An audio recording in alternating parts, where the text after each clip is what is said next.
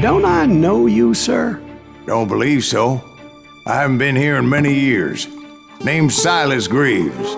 Silas Greaves? The bounty hunter? Used to be.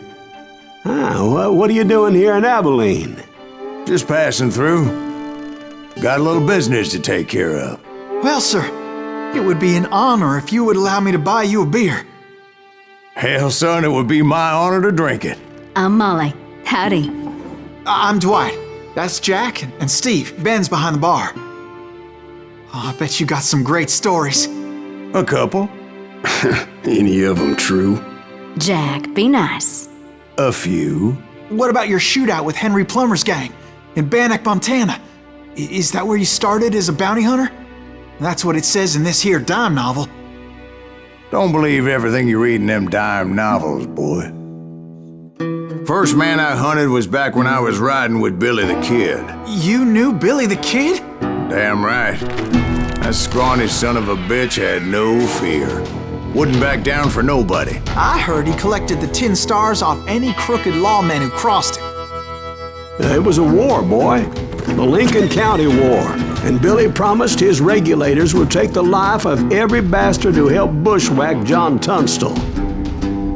Kid had a big chip on his shoulder and a hair-trigger temper. Made him dangerous as hell.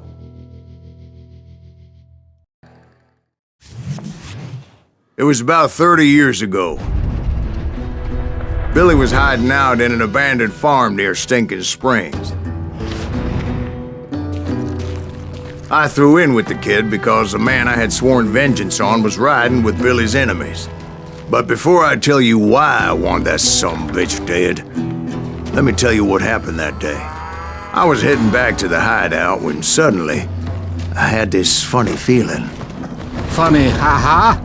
No, Steve. The other kind of funny.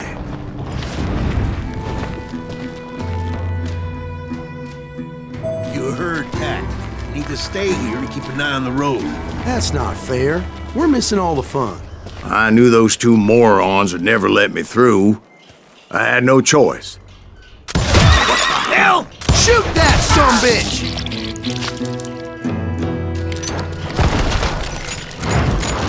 Was it Pat Garrett's posse? Oh yeah. I heard the shots and I knew I had to move fast. Fire at will! Garrett and his army of They're coming deputies from had the rear! surrounded the entire homestead. I decided to help Billy and the boys out of it. So that's just what I did. Behind us! Stay on it! Cover fire! As the governor of New Mexico was paying for the kid's apprehension, Garrett was able to hire every gun hand in Lincoln County.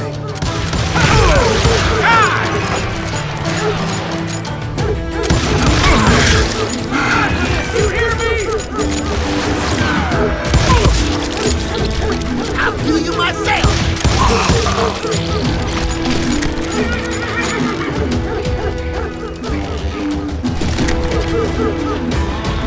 I'm putting you down!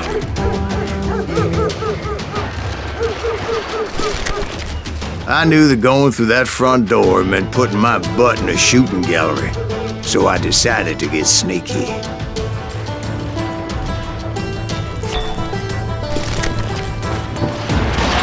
Watch out! One of them! God damn it, he's right behind us! Where the hell's Garrett's men were running around like a bunch of chickens with their heads cut off.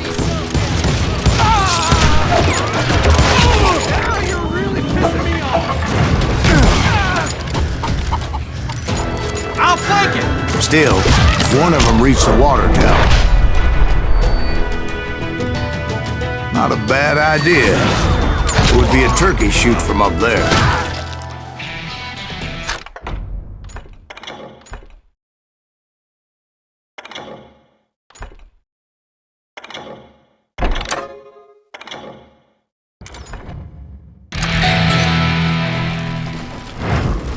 Luckily, these shooters Garrett hired weren't the sharpest tools in the shed.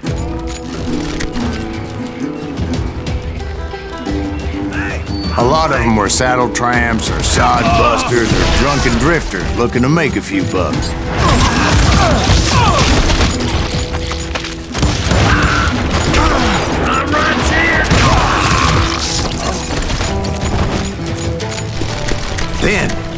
I heard a friendly voice yelling at me from the window. Back door! We'll cover you!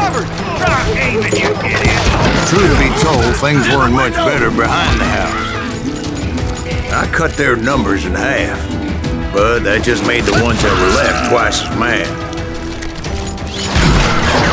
They made up for their lack of skill with a seemingly endless supply of ammo. It was a bit of a slog, but I finally fought my way around the back of the house. And like that, I was inside, none the worse for wear. I passed Dirty Dave, and upstairs I found Billy and Charlie Beaudry.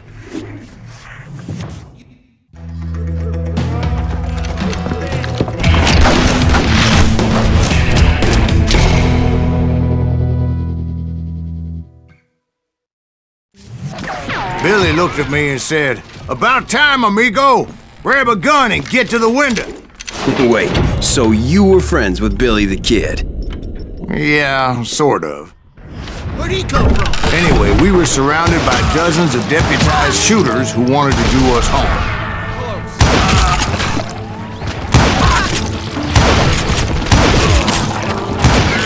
I'm telling you, Garrett's men were dropping like flies, but they just kept on coming.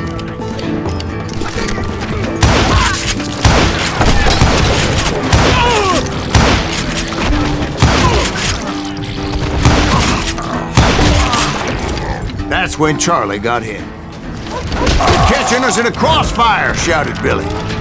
"Get to the other side!"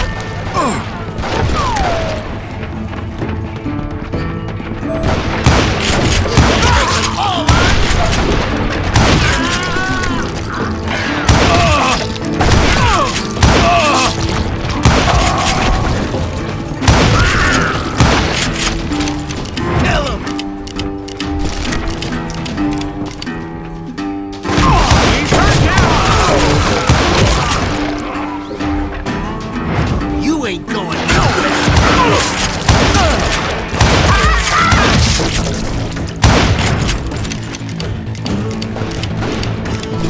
I'm putting you down. I don't know how many of those cocksuckers I personally put down, but it was pretty clear, even to Billy, that maybe discretion was the better part of valor. What's that mean? It means that it was time to cut and run. "They got a Gatling!" Billy shouted.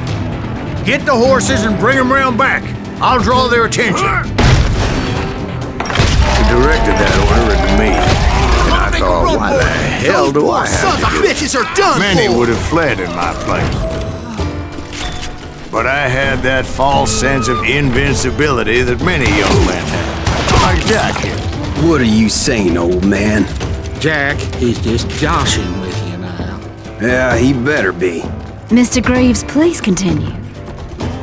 Please, call me Silas, ma'am. Now, where was I? You were heading for the barn. Making my way past a passel of fallen foes. Sounds like Garrett hired a whole regiment of hired guns.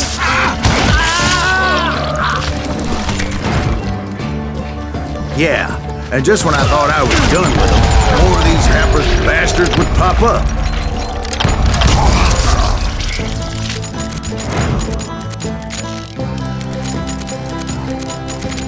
Finally, I had the stables within my reach.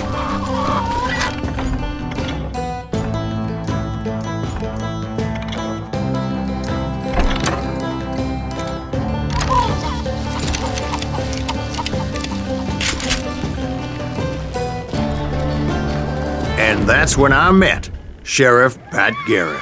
I read that you went toe-to-toe with him, sir. That backstabbing bastard with that tacked-on tin star.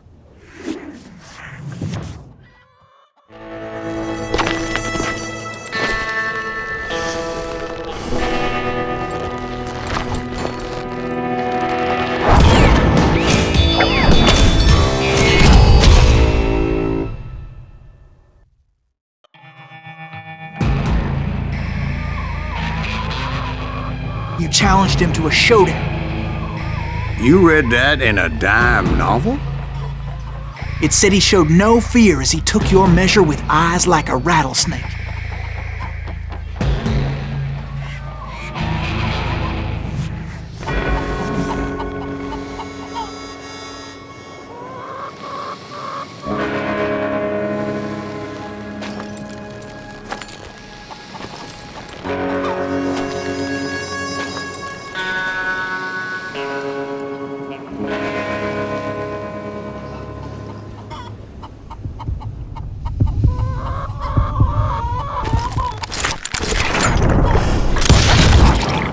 that you killed him in a fair fight.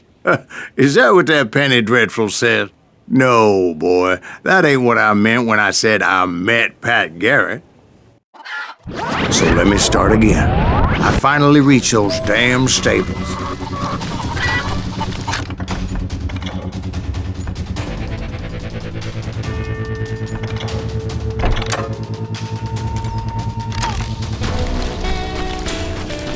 And stepped inside, and BAM! Last thing I heard was Garrett's voice. That's not Billy. And go on, how did it end? And, boy, that was just the beginning.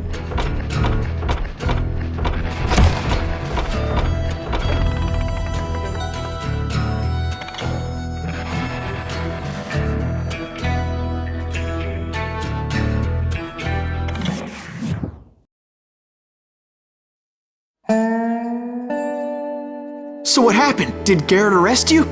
Yeah, after I came to, the bastard had clocked me with his Colt.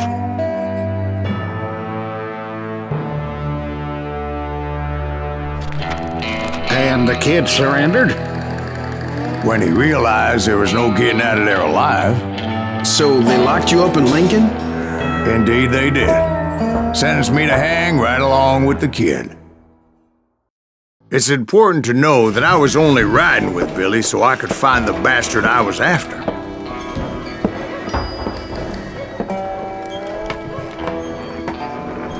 He was with John Kinney's gang, and they were sworn enemies of Billy's regulators. Why were you after him? I owed that son of a bitch a bullet for what he had done to me and mine.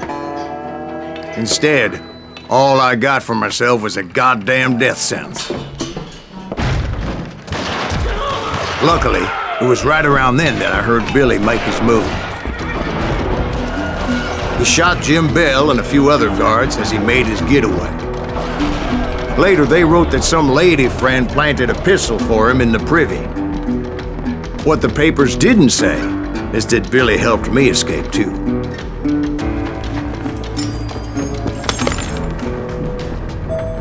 My first order of business was finding a firearm. Luckily, I located Deputy Bob Ollinger's mean-ass shotgun.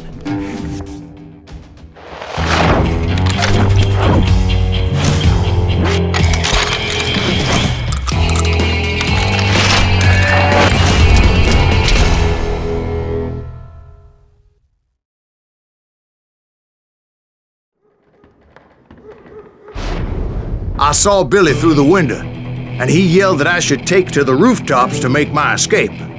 So I did. God damn you! Hell yeah! That scatter gun was like a double-barreled howitzer. It could blow a man clear off his feet. You hardly had to aim the damn thing. Guards were everywhere looking for it.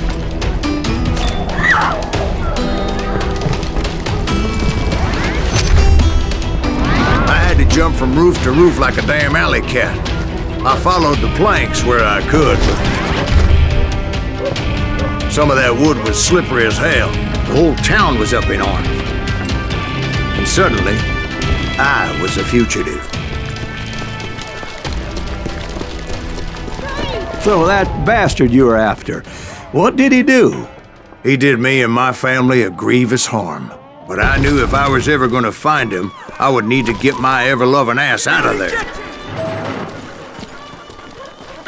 I tried to be stealthy and sneak my way past. This town doesn't have a moment's peace.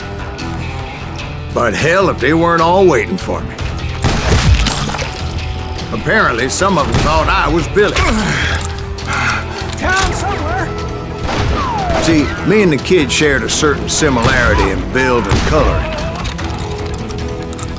I was just glad I had Deputy Bob's mean-ass shotgun.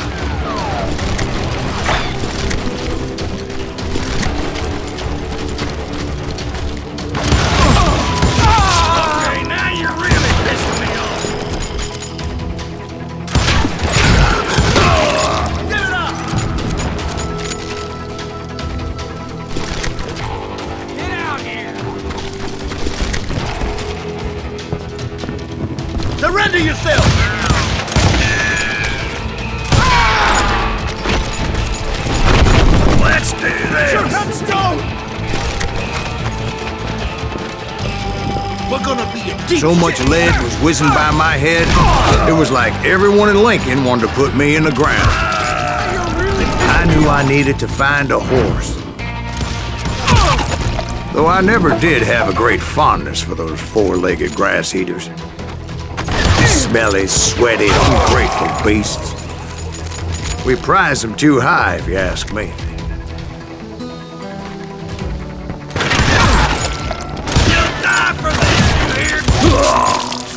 You're threatening the lives of innocent people.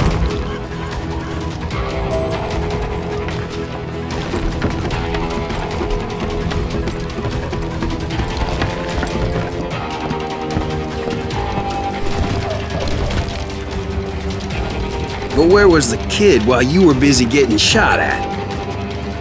Gone. And that's when it occurred to me why Billy set me free.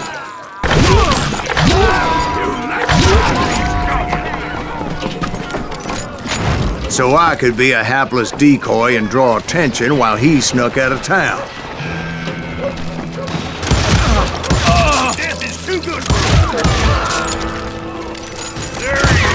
I knew if I made it out of there in one piece, no one would put a price on my head. Because everybody in Lincoln would be dead? No, because they all thought I was Billy. And all that blame would fall on him. Meanwhile, Deputy Bob Ollinger was organizing a posse to put me down. He was already a mean son of a bitch, but he was doubly pissed that I stole his mean-ass shotgun. Anyway, it was me or them, and the only way forward led me straight to perdition. But the cards were dealt, and I had no choice but to play them.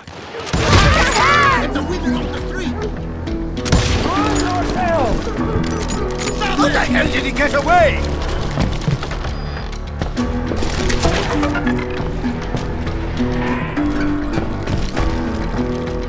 Don't let him get away!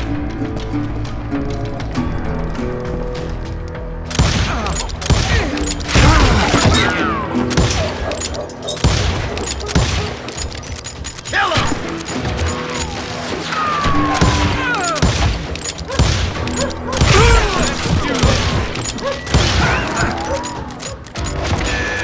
I don't get paid enough for this!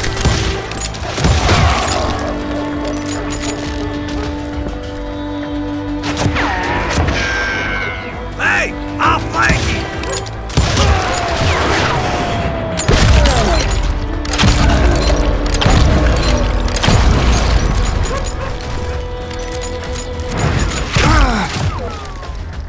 You won't get away with this!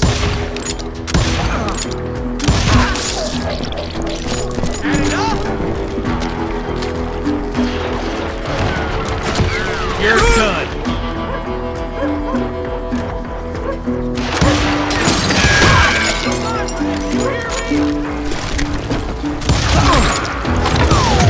We're gonna be in deep shit when Pat gets back!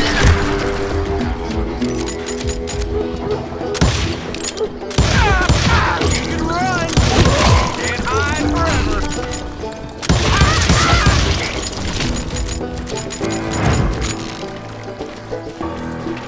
Finally, I found what I was looking for. The stables on the edge of town. I guess Billy saved your ass, taking out Bob Ollinger the way he did. Billy didn't kill Bob. Sure he did. He dispatched him right after he shot Deputy Bell. No, sir. Because Bob came right up behind me, angry as hell that Billy had lit out. "Hello, Bob," I said. "I think you better let me go." And he says, "I don't think so, boy. Not with my shotgun." So we stood there in the middle of the street, eyeball to eyeball. He intended to kill me, and I knew I had no choice but to defend myself.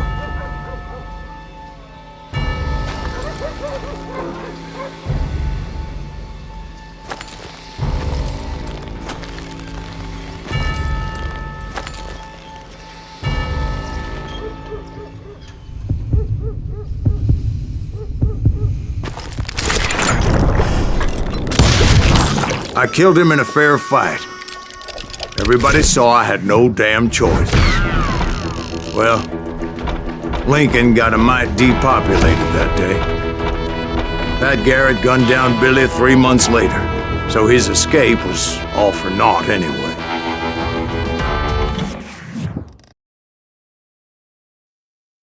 So where'd you go after Lincoln?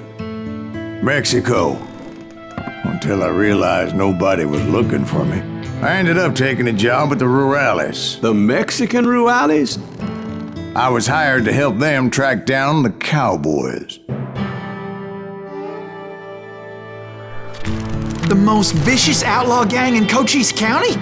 Curly Bill Brocious? Johnny Ringo? Led by old man Clanton himself. They must have paid you a pretty penny to take them hombres on. Not really.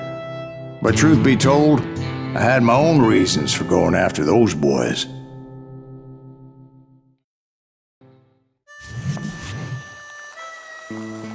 So was the bastard you were after now riding with the cowboys? Roscoe Bob Bryant was his name. Oh. But no, this time it was a different bastard I was after. The aforementioned Mr. Ringo. And yes, he was working for old man Clown.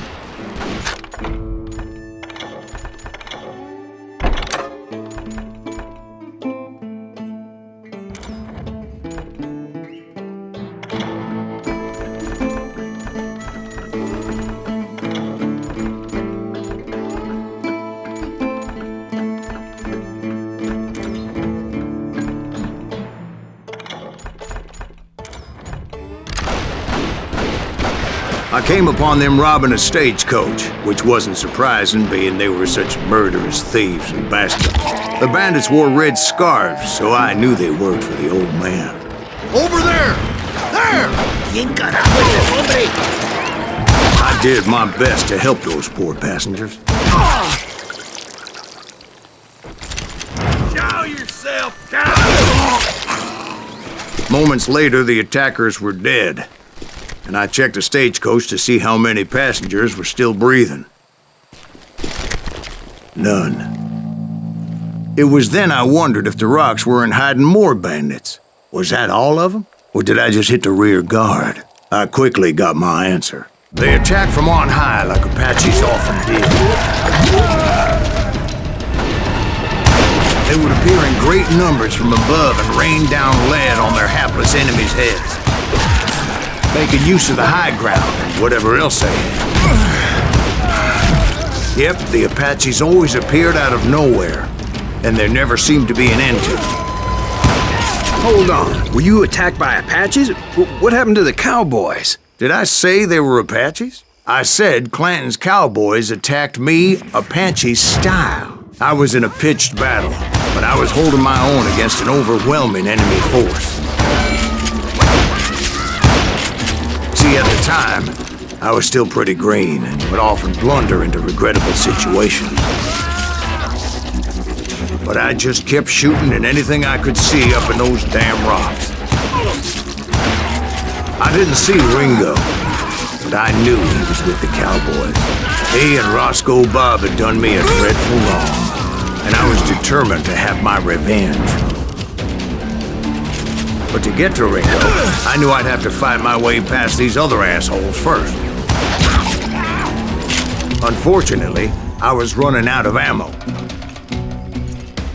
Another perfect example of my relative inexperience as a hunter of men. I immediately knew that a tactical retreat was called for, as my vengeful fury was much less impressive without the bullets to back it up.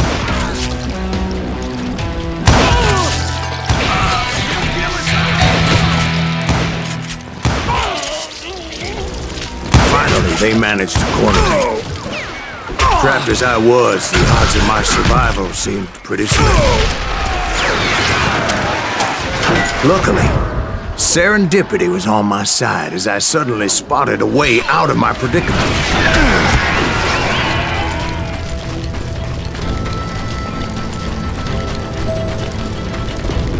I ran ahead as if the devil himself was after me. Bullets were whizzing by my ears, but I wasn't about to roll over and die. I just kept running like there was no tomorrow. Because there wouldn't be if Clanton and his men caught up with me.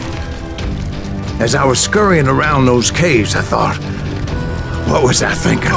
Going up against a gang like this?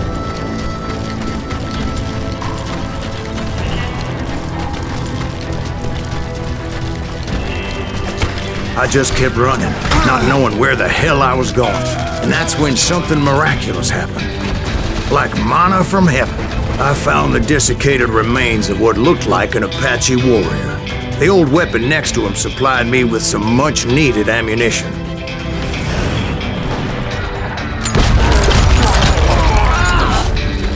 Bat Masterson once told me it was more important to be lucky than good, and he would know. And imagine my surprise when I found a fistful of dynamite to go along with that ammo. That stroke of good fortune evened the odds and bolstered my confidence. It was time to turn the tables. Time for the prey to become the predator. Time for the hunted to become the hunter. Time. All right, Jesus, we get it. They were right where you wanted them. That's right, Jack. I was done running. The old man's boys were not expecting that. No, sir. I came at them like a wildcat. My fury knew no bounds. It was finally time for that old man to pay for his sins.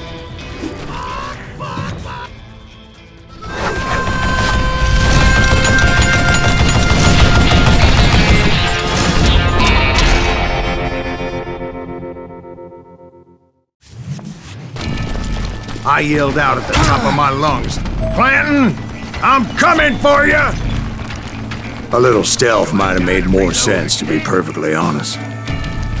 Because that old fool had a Gatling gun and enough bullets to last him till kingdom come.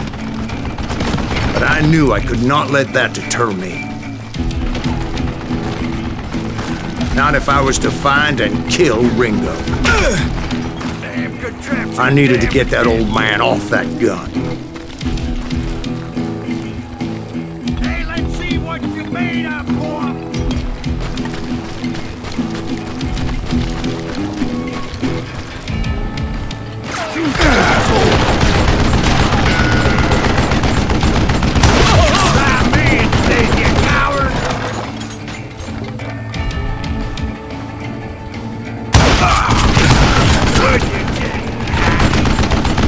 Most everyone thought it was the Ruales who had come up against him in Guadalupe Canyon, but it was just me.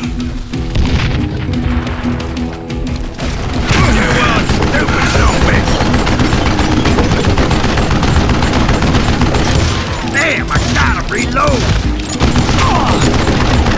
What'd I ever do to you?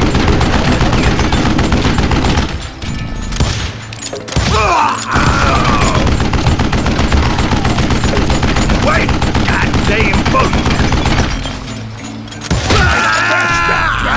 Apparently, one of the cowboys made it out of there alive and told Ike and Billy Clanton that it wasn't a Mexican who took their father's life that day. They just assumed it was one of the Earps, and that little misunderstanding eventually led to that legendary gunfight at the OK Corral.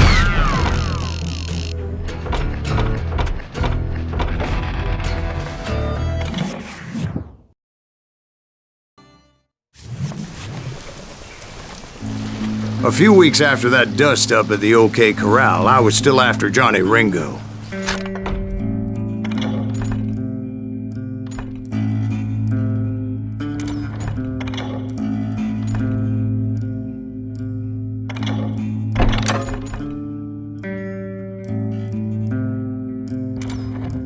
I had tracked him and the cowboys to their hideout at a sawmill, and they were loaded for bear.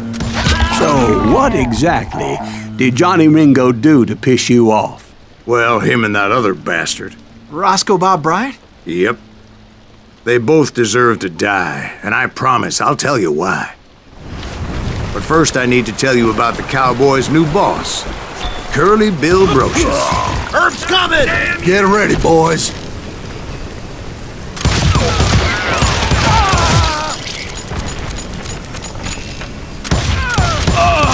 Curly Bill took charge of the cowboys upon the old man's demise. And after that gunfight at the OK Corral, the Clantons wanted revenge. So they murdered Morgan Earp and grievously wounded his older brother, Virgil. Is that one of Wyatt's boys?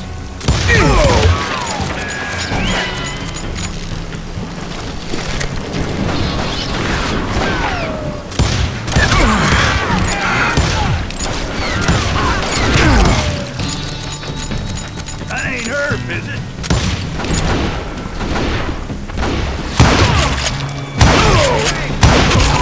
Wyatt and Doc went on what became known as the Vendetta Ride, hunting those outlaws down. So when I showed up, that's who they thought I was. Die, for Christ's sake!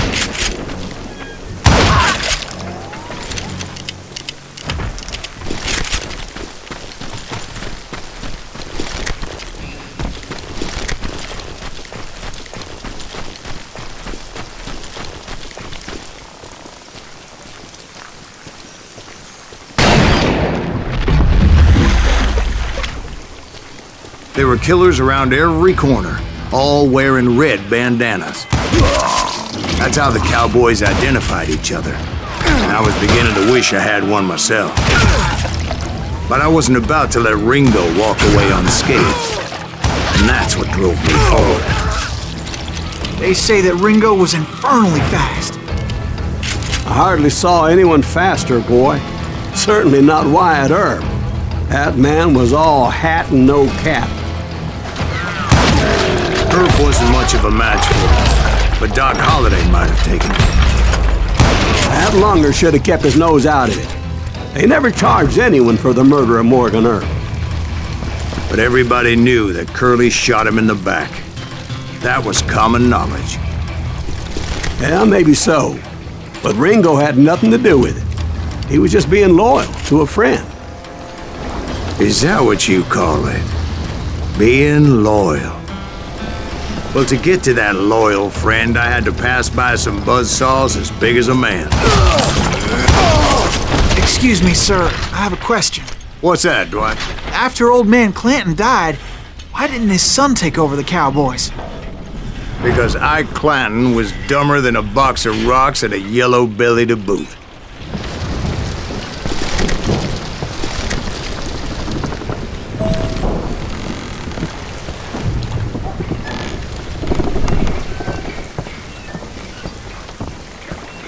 Now, where was I?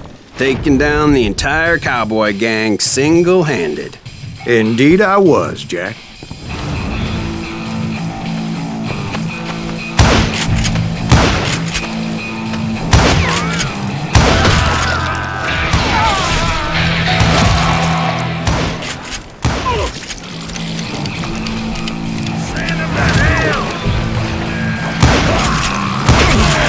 Though it wasn't easy, as those boys had good cover.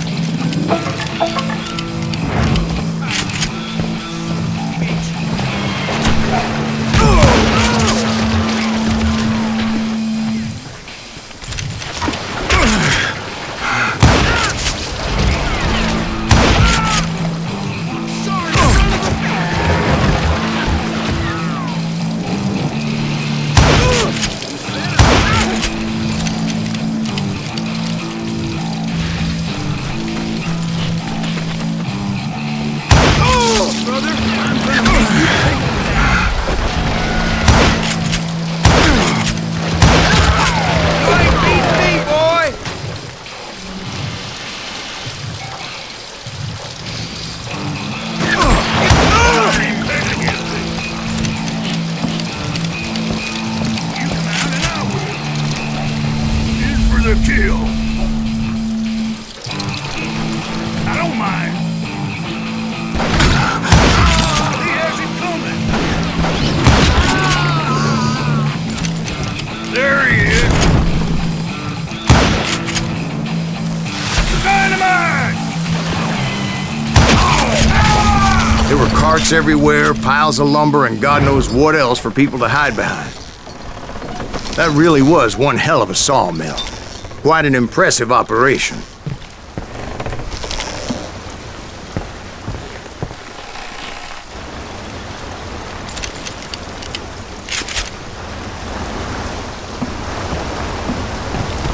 And where was Curly Bill? Did you see him? I'm about to get to that, Ben. Patience. I'm painting a picture here. There was this beautiful waterfall and a crystal clear stream that led to a verdant valley that was truly... Consider your picture painted. What happened next? Well, finally the bastards that were still alive made a last stand.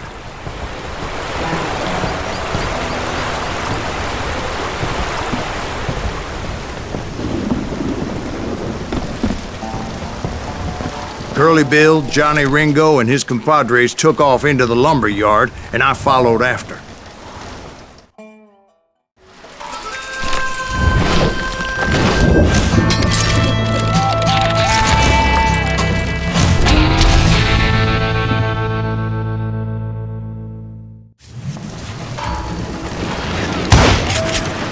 Are you saying they ran? Cowardice was not in Ringo nor Curly Bill's nature. No, sir. I never said they were running scared. They just wanted me out in the open.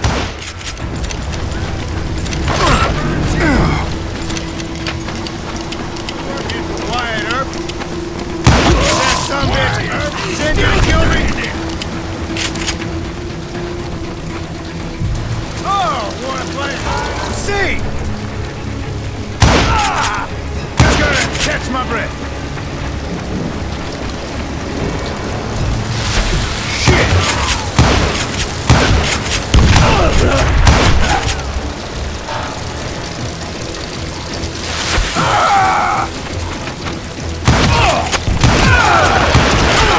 Kills Curly Bill.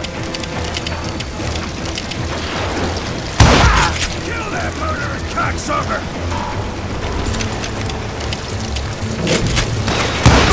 How you like that?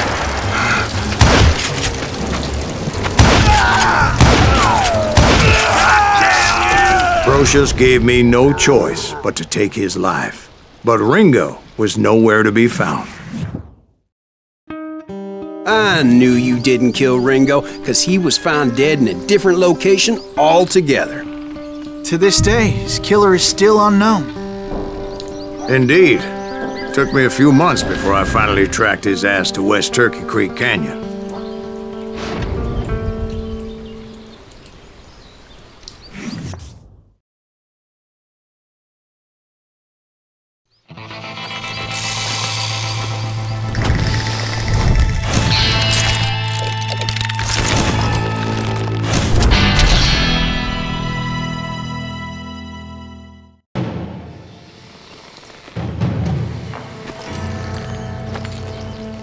That's incredible, sir. I always thought that Doc Holliday was the one that killed him.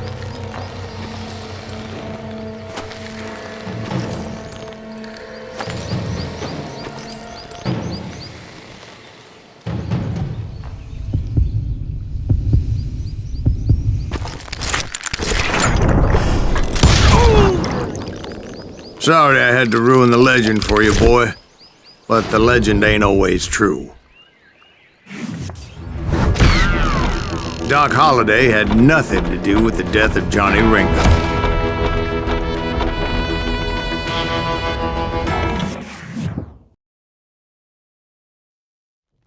I was paid a healthy bounty for Ringo and Curly Bill, and realized there was real money to be made.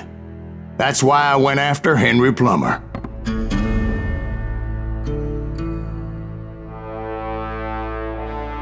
Now, wasn't he the sheriff who augmented his income by shaking down miners and robbing gold shipments? That's the one. Oh, yeah, I remember him. He ran that gang of thieving outlaws called the Innocents. So it's true that you went toe-to-toe with him? Indeed I did, son. Indeed I did.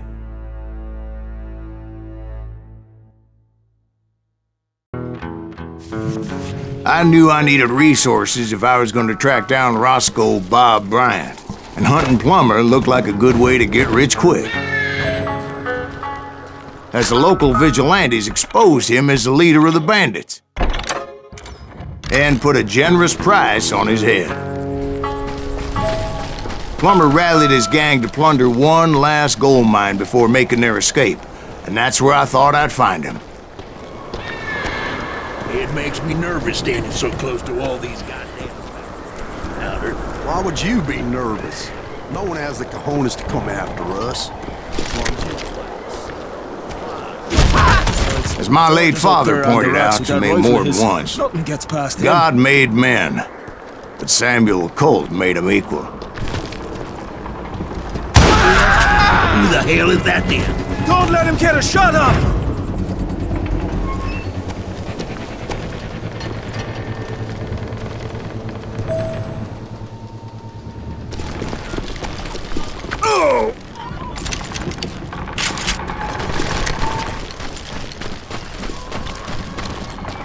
I knew that dynamite wasn't mine, so I decided the polite thing would be to return it.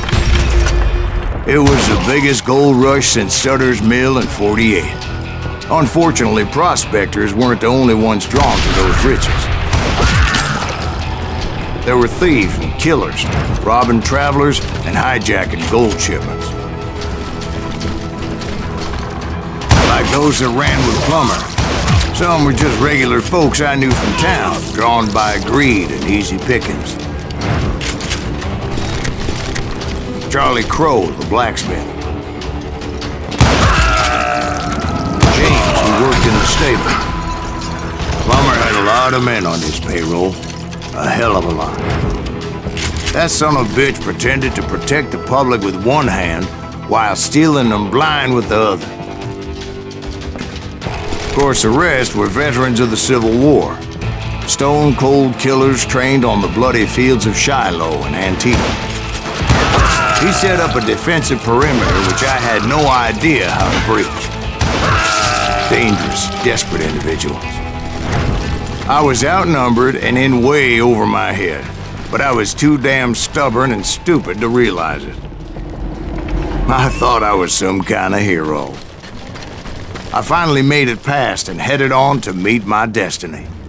But first, I had something I needed to figure out. I had a few ideas on how to get into that mine, but once I made my decision, I knew there was no turning back. So my first thought was to enter the nearest mine portal. I saw an entrance. Made sense. It was the quickest way in, but that also made it more dangerous, as there would undoubtedly be enemy pickets posted along the way. Damn him! Show yourself, coward!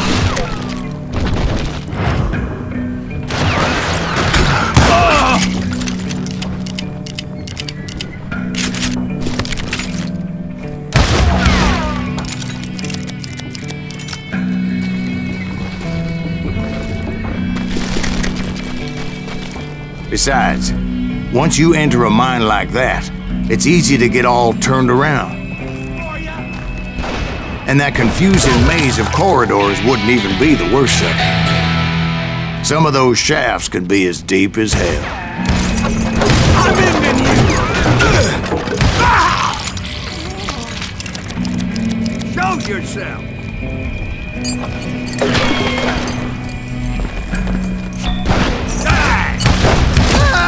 A single stumble or misstep can easily end in a deadly plunge to oblivion.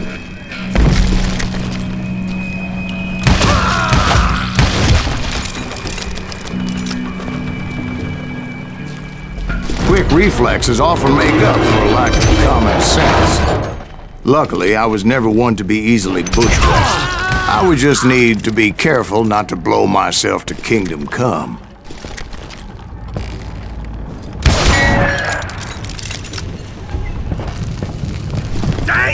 With all that gunpowder and dynamite everywhere, a body has to know what he's shooting at.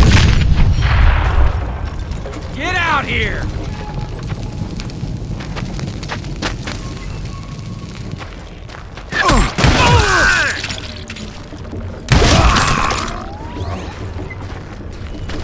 One wrong bullet could have turned that mine into a dad-blasted tomb.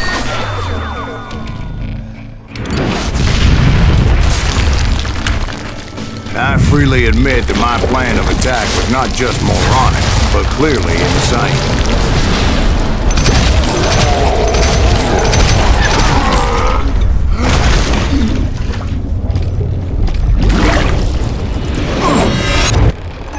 It's a good thing that I abandoned that ridiculous plan before I even tried it. Instead, I spotted a ladder, a way into the mine from the opposite side.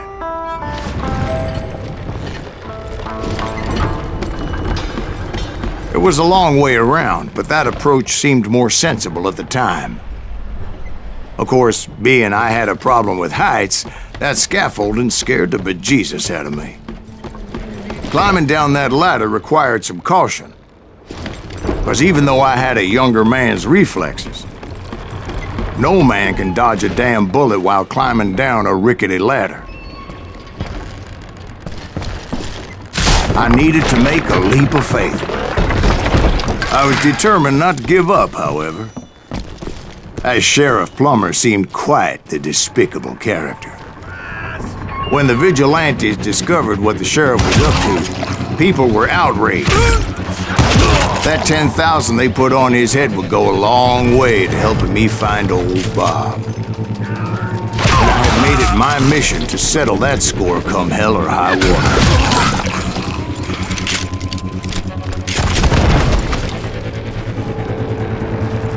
But first, I would have to make a choice. Take the elevator or climb the ladder.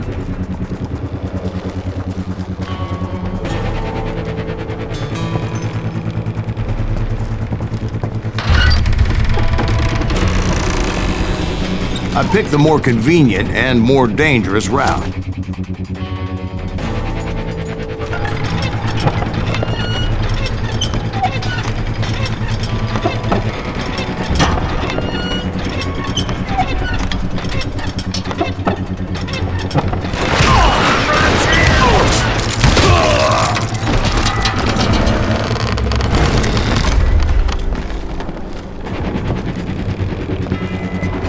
Plummer was a mad dog killer, and the people of Nevada City deserved better.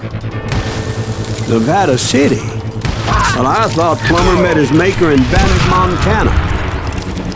Right, well, he was the sheriff of both places at one time or another, but that's neither here nor there. The point was, taking him down would save a lot of lives, including my own.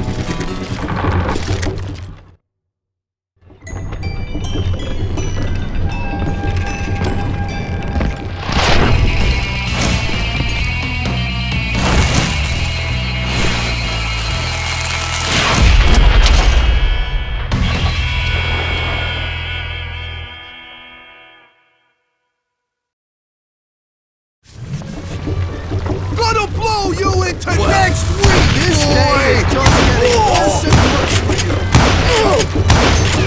Henry Plummer was clearly unhinged, and I could see right away that this was gonna take some doing. God damn it! I need some help here! Come on, boys! Take this cocksucker!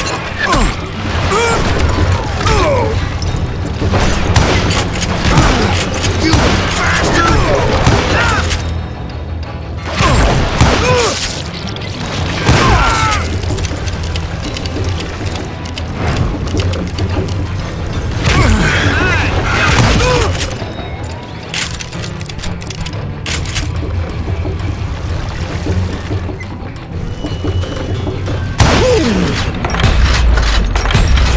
They're gonna bury you in a million pieces!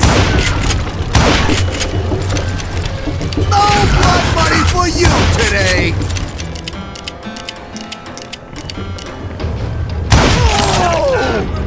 So that's how Henry Plummer died. Him and his crew were worth their weight in gold. And now, I was officially a bounty hunter.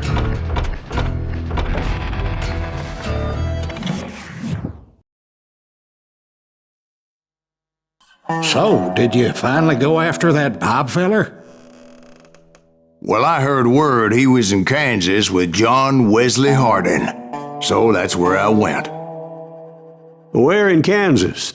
Abilene. Why do you ask, Ben? No reason. Was Hardin as fast as Ringo? Ringo was fast, but John Wesley was as fast as the devil himself.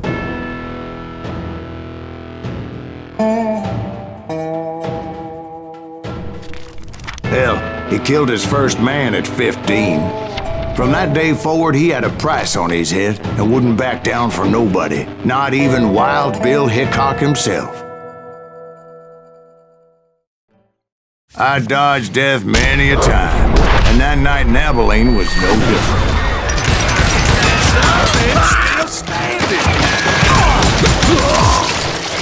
I was there with the intention of finding that bastard Bob and collecting the bounty on John Wesley.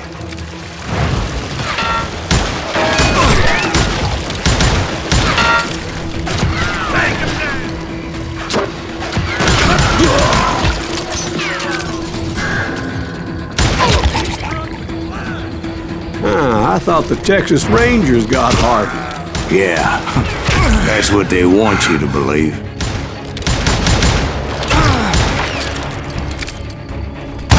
Put some holes in him!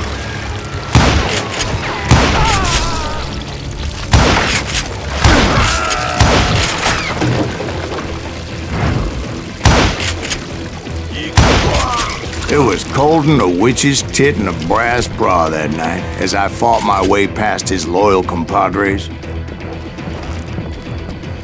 to the very same saloon we're sitting in today. Look around and imagine this place painted in blood. Harden was waiting for me, and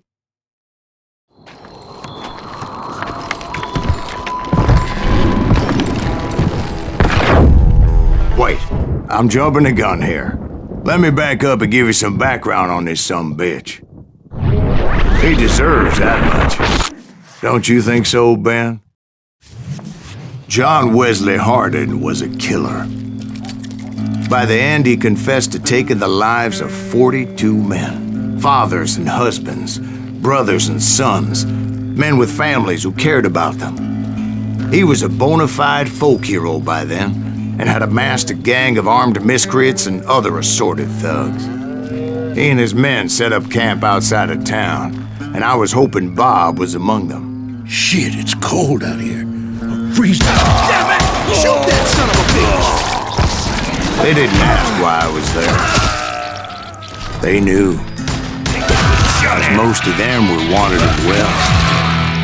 I figured Harden was here somewhere, but to get to him, I'd have to get past his gun hands. I had to spill a lot of blood to find out Harden wasn't in that camp. He was carousing in town with his closest friends. Harden's boys apparently didn't want me to reach the Bull's Head. Some were hightailing it into town to inform their jefe of my unwelcomed presence.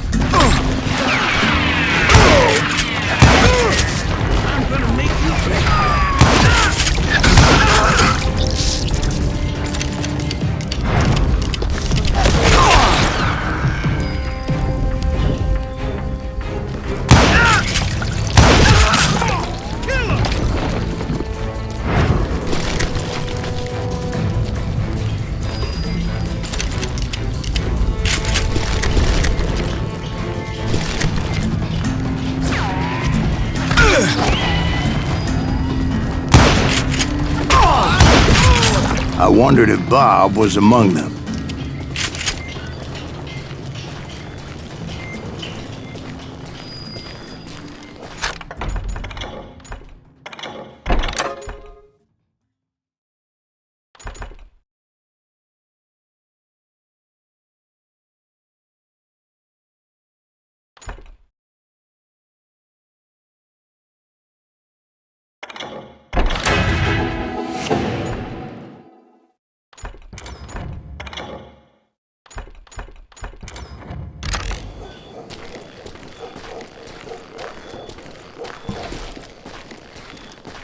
And I steeled myself for the fight ahead. For as good as I was, deep down I wondered if John Wesley wasn't just a little bit better.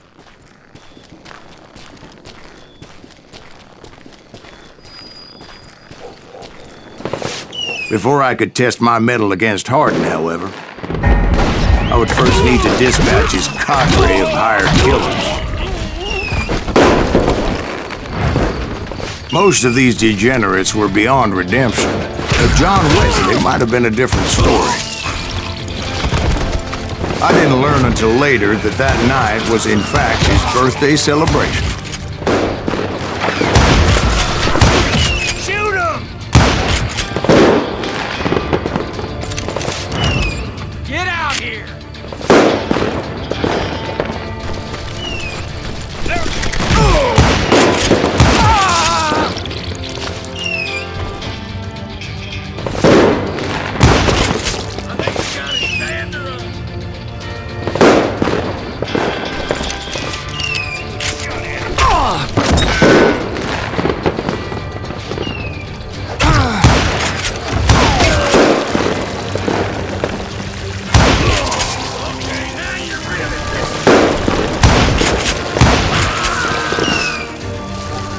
I think I already mentioned that I found Hardin in this very saloon.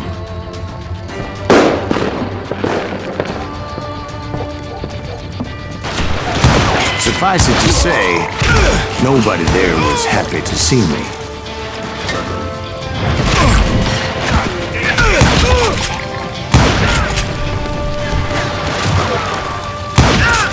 In fact, I felt a certain hostility. Yeah, you know you can't beat me.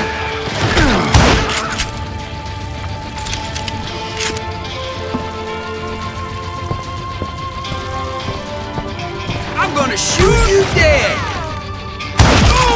I was disappointed that neither Bob nor John Wesley were among the dead. But that was short-lived, as a moment later I was facing down the fastest gun in the West.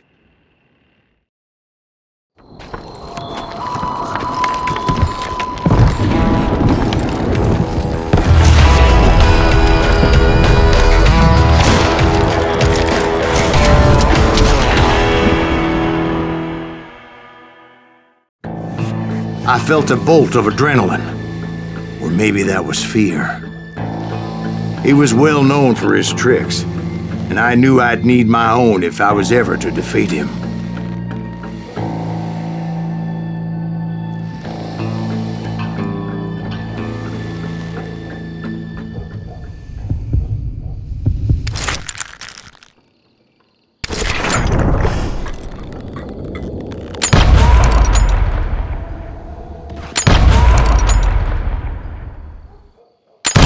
That man was faster than greased lightning.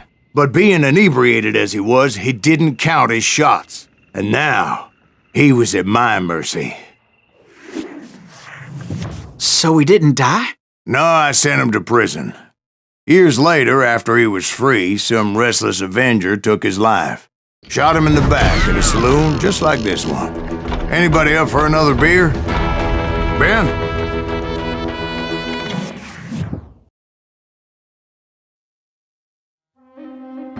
Thank you, darling. Yeah, some say revenge is a dish best served cold. So whatever happened to that Bob guy you were after? Personally, I'd like to hear some of your other adventures. Like, I don't know, did you ever go toe-to-toe with a red man?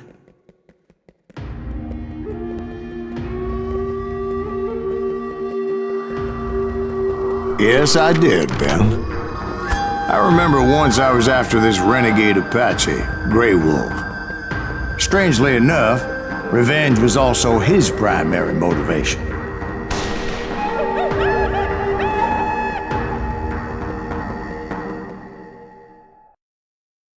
A bounty was put on Grey Wolf's head, and that's how I came to hunt him in the mountains.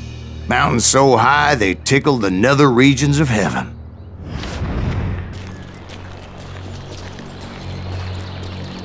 Grey Wolf was a Chiricahua Apache medicine man who had led a war party in revenge for a massacre against his people. The U.S. Army had attacked his tribe during his daughter's sacred sunrise ceremony, and the slaughter was unspeakable. I understood his anger. as there's nothing more traumatic than seeing those you love die in a cruel and painful death. Right from the beginning, I couldn't shake the feeling that Grey Wolf was watching my every move.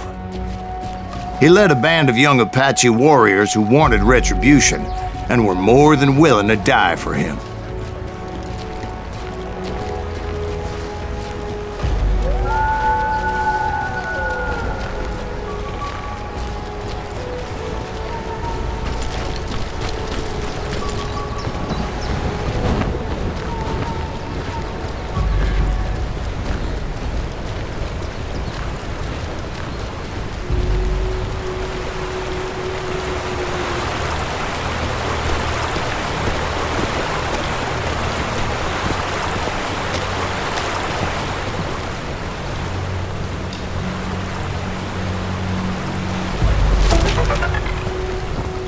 They saw me before I saw them. And it crossed my mind that maybe this wasn't such a good idea.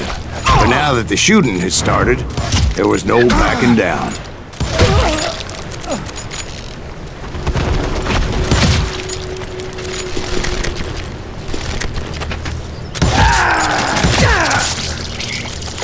It was rugged country, the winter home of the Chiricahuas, and that's why they had retreated there.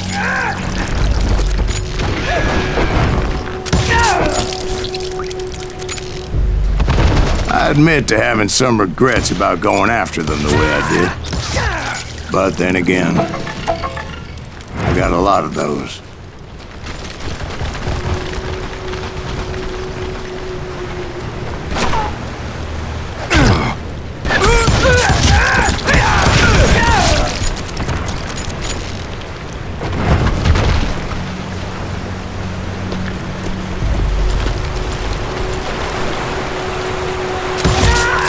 Did you find Grey Wolf? Not at that moment, but I did find the entrance to their hideout.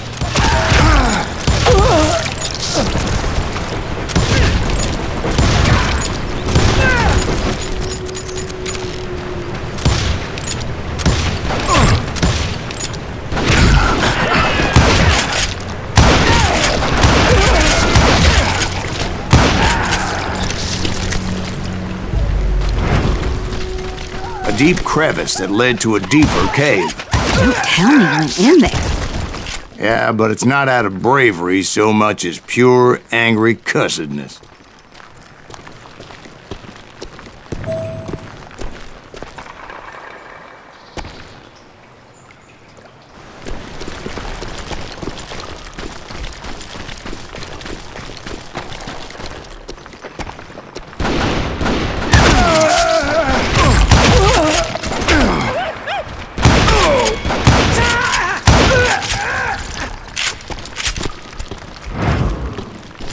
See, back then, I had a stubborn streak a mile wide, and I wasn't about to back down. So it was like pitch black in there? Actually, it was pretty well lit, as they had torches on the walls.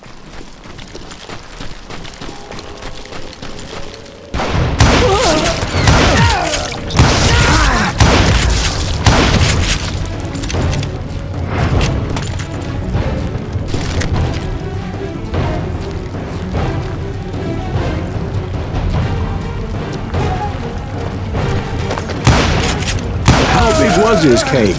Big as hell, Ben. Chiricahua had hid out there during the Indian Wars.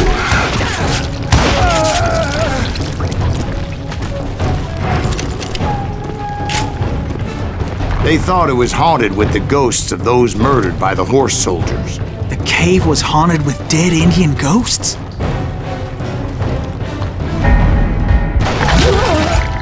To be honest, I was more concerned with the live ones than the dead ones.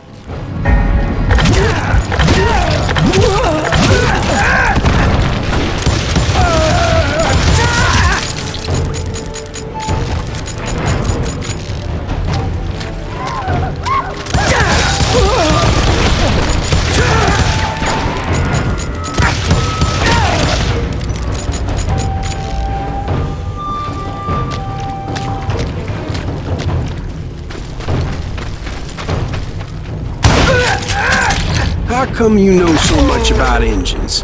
A few years back, I was married to 2 Mescalero women. At the same time? Yeah, they were sisters. Polygyny is traditional among the Mescalero. So what happened? Oh, I had to get out of there. Those girls never shut up. Both of them nagging at me all the time. Drove me half crazy. Haven't seen them since. No, I mean, what happened with Grey Wolf? Oh, well, I pursued him into the Cave of Death.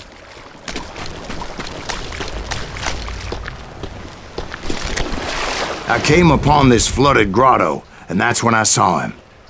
He came to me unarmed and unafraid. His voice echoed in the shadows, and I sensed he meant me no harm. You carry great darkness in your heart, and if you do not release it, it will claim your soul. The sound of his voice put some kind of ancient Indian spell on me.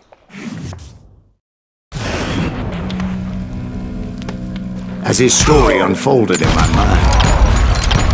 You will come to this place again and kill many more men, and the darkness will grow until it consumes everything that you are. The soul would have no rainbow if the eye had no tears. He said I was a great warrior, a coyote man, unequaled by any other pale-faced warrior, or something like that. The snakes will bite shadows of your past until a venom poisons your heart, and an echo of the song of the dead summons the spirits deep from within the mountains. I didn't quite get what he was saying, but there was definitely snakes. And indeed, his warriors surrounded me and attacked me like hungry wolverines. They couldn't stop me, though, and Grey Wolf wasn't in the mood for idle talk.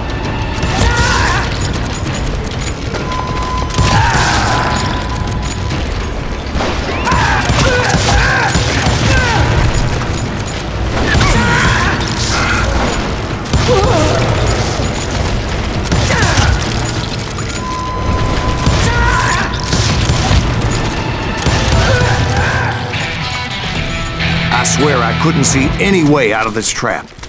But suddenly, one just appeared. Kind of like a miracle.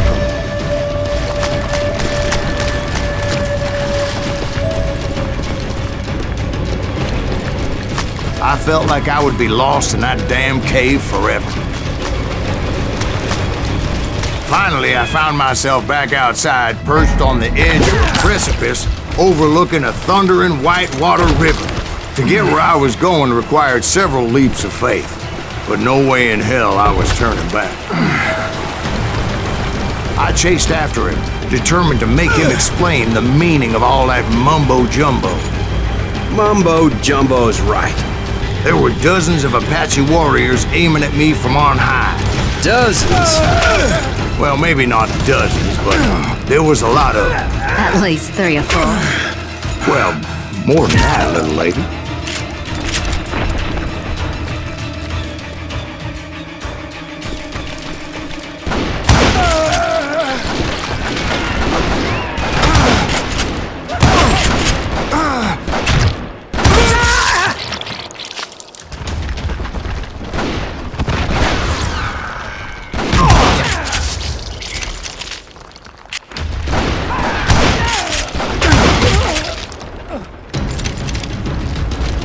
Steep climb up creek ahead of me and scrambled up those rocks like a mountain goat.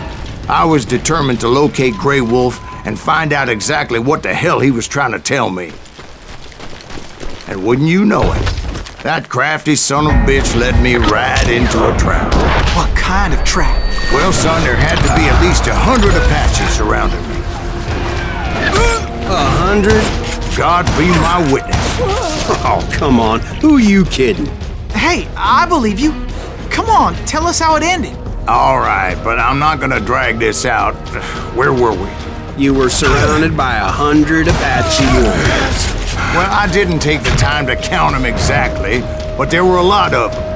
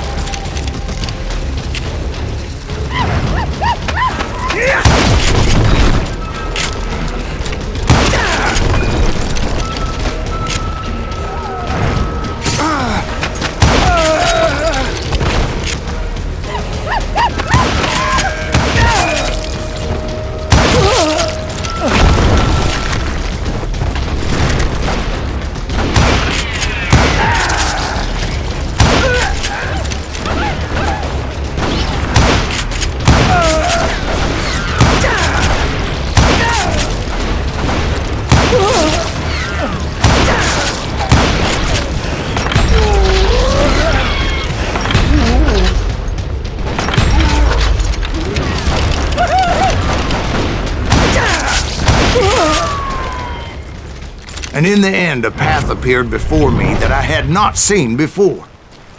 I followed it as I desperately needed to find out what Grey Wolf was trying to tell me. But it was like that son of a bitch disappeared into thin air.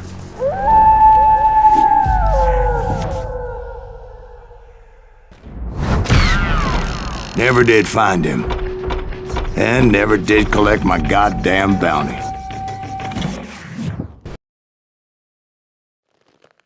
Thank you, darling. It's interesting how the truth can sometimes seem might malleable, depending upon your point of view. Like how those dime novels make you out to be something you're not? Jack, don't be starting trouble. No, he's right. They do tend to exaggerate. Did they exaggerate your part in taking down the Daltons? Well, I was there in the flesh, boy, so I saw what happened firsthand.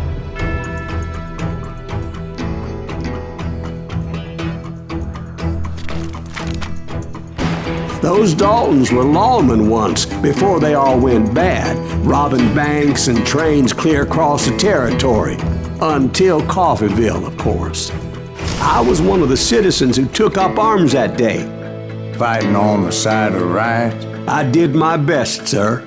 We all did. It was early morning. One of my friends was a local gunsmith, and he handed out firearms to anybody who'd take one. You see, the Daltons got it in their heads to rob 2 banks at the same time. 2 banks on the same damn street. Story was Bob Dalton's girl was always riding him about how he had no ambition. Well, the locals recognized the Daltons right off. Before they could get away, half the town took up arms to defend their property.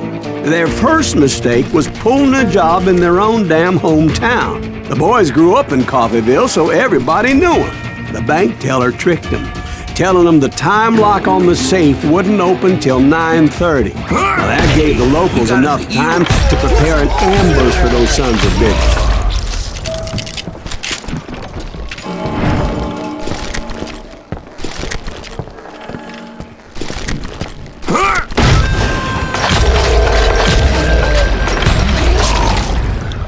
The brothers paid dearly for their stupidity, but everybody knows they had it coming. There's more to it than that. I read all about that day, so I know for a fact that it went down very differently. First of all, it was high noon. A posse of U.S. deputy marshals were on the rooftop across the street. Get ready, boys. They're gonna make a move. The lawmen had been tracking the Daltons for months, and now they finally had them dead to rights. But those boys had a reputation as stone-cold killers, so the marshals took every precaution, knowing they wouldn't go easy. Among them was a bounty hunter feared by many a lawbreaker. The marshals tried to get the Daltons to surrender. They'll give up eventually. We just got to whistle something else out. This bounty hunter knew that the brothers were far too proud to ever lay down their guns.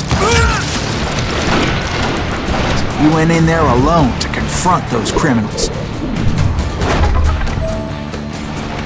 One of the marshals shouted, "Where are you going? Are you crazy?"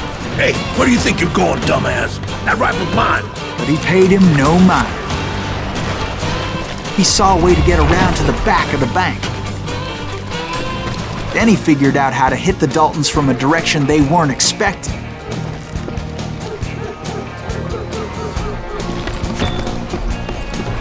From above. Fortunately, a water tower was right there. A moment later, he was climbing up a steep ladder, laughing at danger as he did it. It was brave men like him who risked their lives to tame this wild country.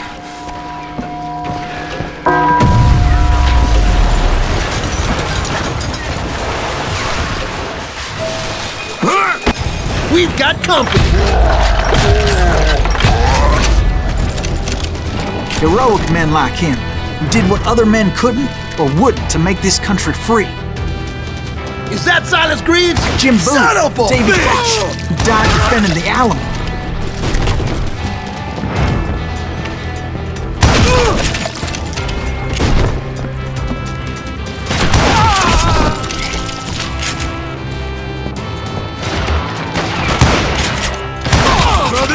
gonna make you pay for that!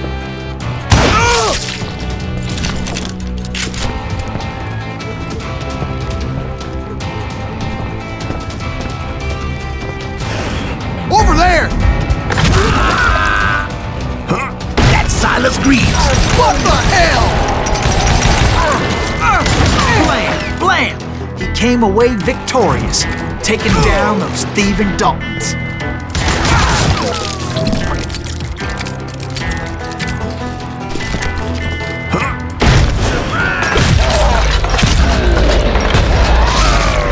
His name was Silas Greaves, and when the dust finally settled, he was the last man standing. Sorry, kid, but that just wasn't the way it happened.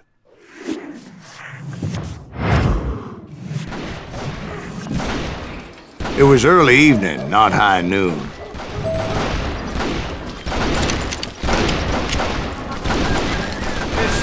I was late to the party and Coffeyville was already up in arms.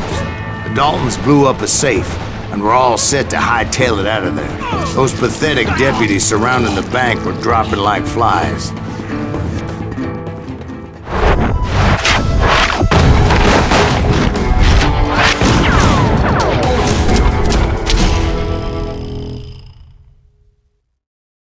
I'd been tracking those jokers for months, waiting for them to do something reckless. Oh, you are... And finally, they did. Those stupid bastards decided to rob 2 banks at the same time in the same town where everybody knew them. But they still had friends in Coffeyville.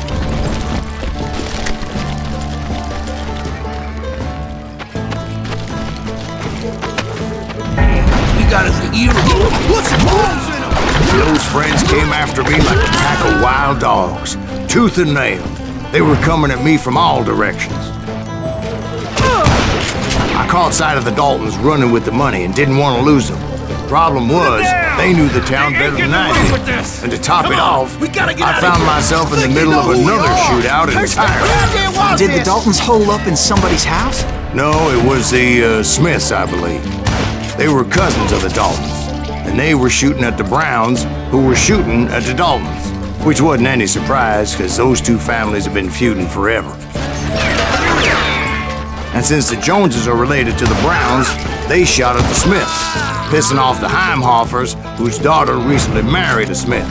Well, bullets were flying every which way as all the old feuds in Kansas caught fire all at once. There was a hell of a lot of pissed off people in Coffeyville that day. But that's just the way life is sometimes. Shit happens.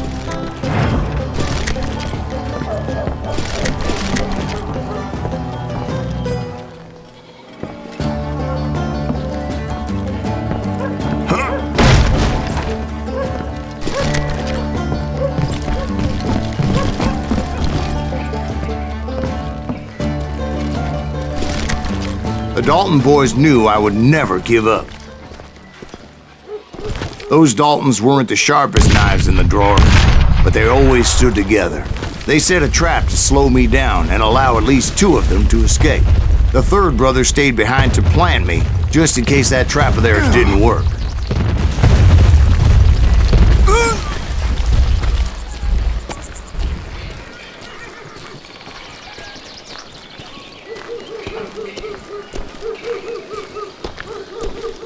It was Emmett, the youngest, and he decided to stand his ground and face me down.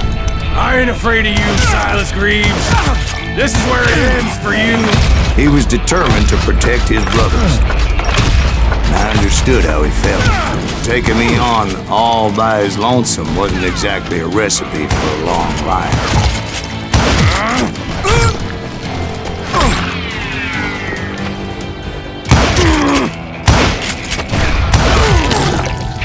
But Emmett Dalton survived the robbery in Coffeyville. He's the only Dalton who did.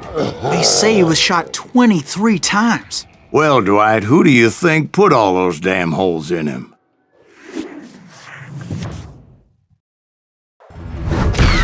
But I have to admit, that boy had grit.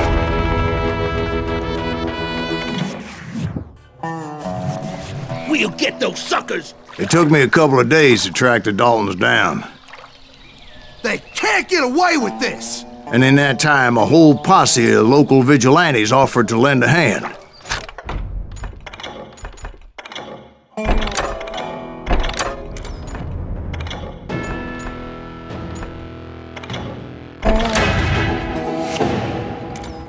We'll track him to the ends of the earth. They seemed as determined as me to find those outlaws. But as we headed into those swamps, it was like I had my own private army. There was no way those boys were getting away this time.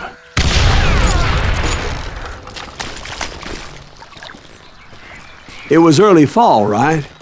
Beautiful time of year. At least you had the weather on your side. Not by my recollection. It was damp and foggy as hell.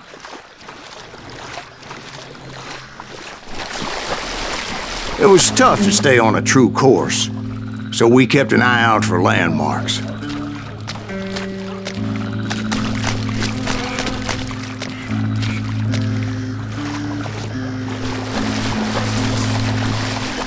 It was autumn. The maple trees were in full color, red as blood.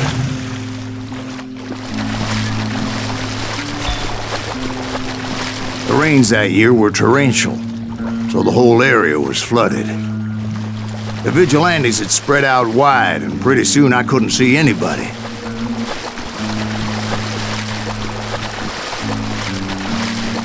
Bury them in the school! Plant them where they stand! Except for some bitches ahead of me wanted to do me harm, so I had to face them alone.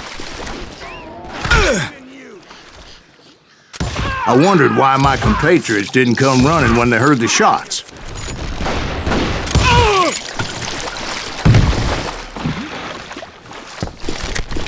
So did you find the Daltons?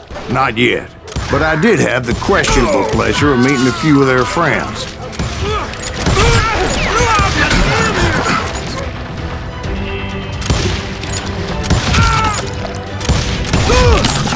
Rule the day!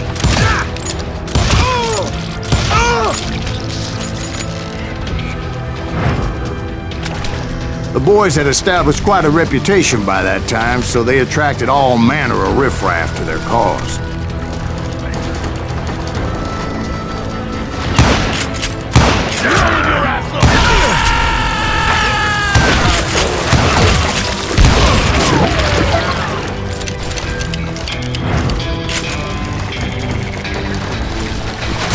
Put a bullet in!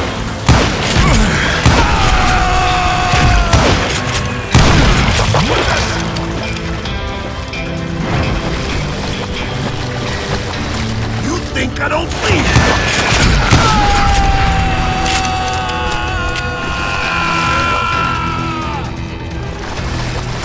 Point being, I was under serious attack, and my reinforcements was nowhere to be seen.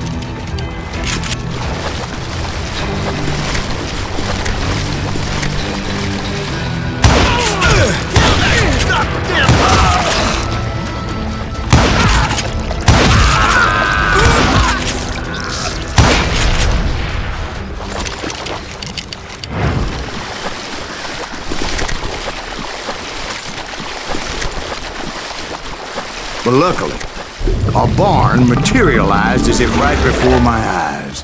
I scrambled up top to get a better view.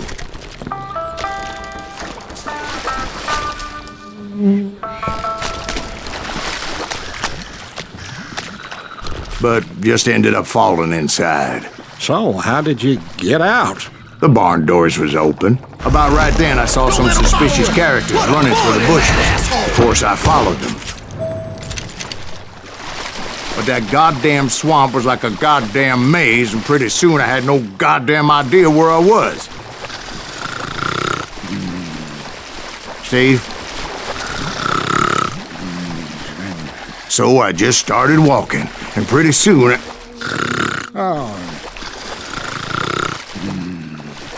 Steve? Steve?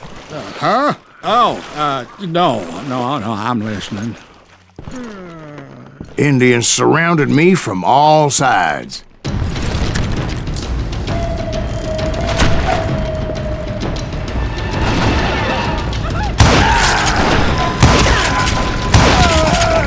Indians?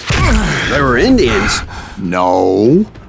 I just wanted to make sure Steve was paying attention. Now, where was I? You were following the Daltons through a swamp? That's right. See, Steve? Dwight's paying attention. No, I'm listening. I was just resting my eyes. So, where was I? The Daltons. Right. See, there's a reason so many outlaw gangs are made up of brothers. Being a brother is a very sacred thing. Stop it's that, a bond son! like no other. So did you ever find the damn Daltons? Not yet, but I did find a few of their cousins. You Kansans breed like rabbits. More Smiths or Heimhoffers or who knows what. But hell, what's more important than family? I bet Ben knows what I'm talking about.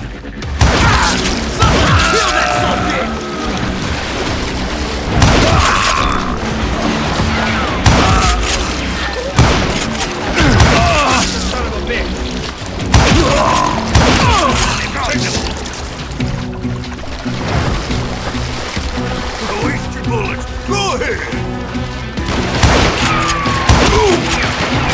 Now what? Yeah.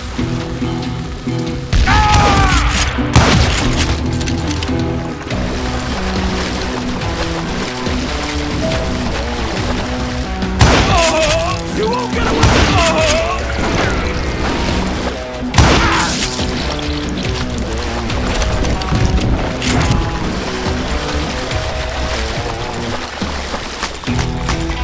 Yeah, you know you can't.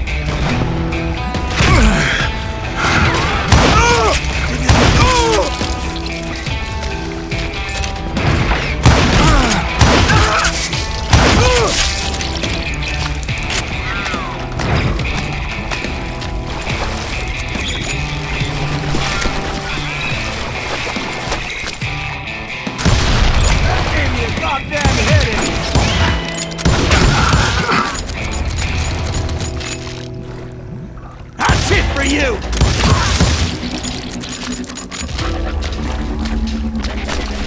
You ain't seen flags You just brought hell down on you. I'm gonna cut you with too. I knew those Dalton boys were out there somewhere, standing together against anyone who would threaten them.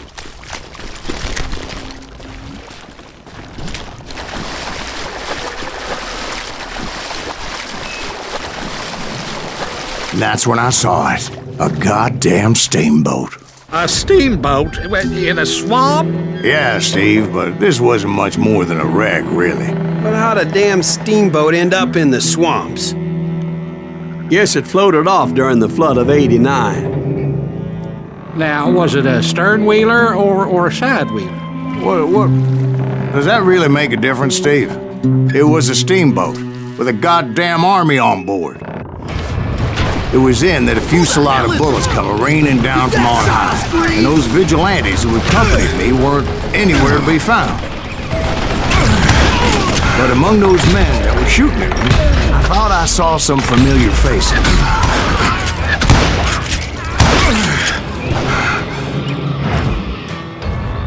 I'm ending you.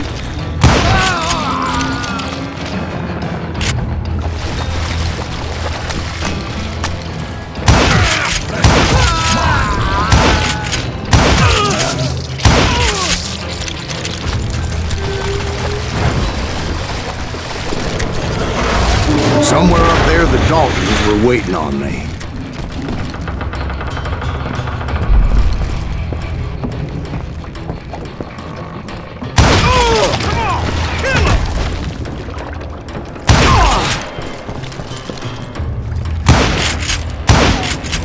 I'm gonna shoot Sounds like you don't give up too easy. That's the kind of man I am, Ben. I set out to do something. I do it. Surrender just ain't in my nature. Plus, I'm stubborn as hell.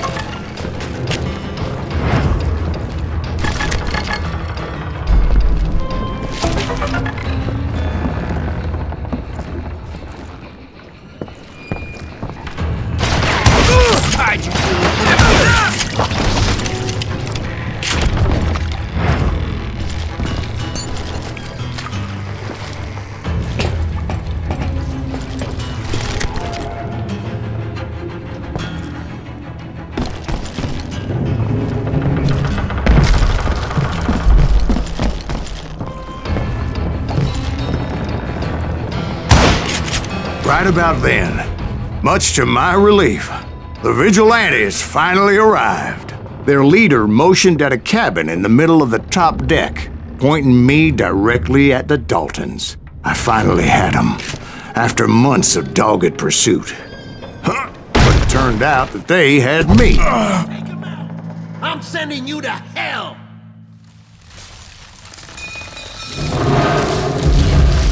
The Daltons had played me like a fiddle. Apparently, the vigilantes were on their damn payroll. They didn't just want to shoot me. They wanted to burn me alive. But finding my way out of a burning labyrinth proved to be quite a challenge. It was a riverboat, right? I mean, it's not like it was a goddamn ocean liner. Oh, yeah, but I was in a Did you fight. hear about that ship that's gonna launch next year? Largest one in the world. You're talking about the Titanic. If you ask me, it's too blessed big. I don't think it'll even float. So anyway... Don't be stupid, Steve. They know what they're doing. They say that the Titanic is unsinkable. Oh, God. But getting back to that steamboat, how'd you get off it, Mr. Greaves? I took in a lot of smoke that day, so I admit my recollection might be a bit hazy. But somehow I managed to finally disembark. It was time to settle this once and for all.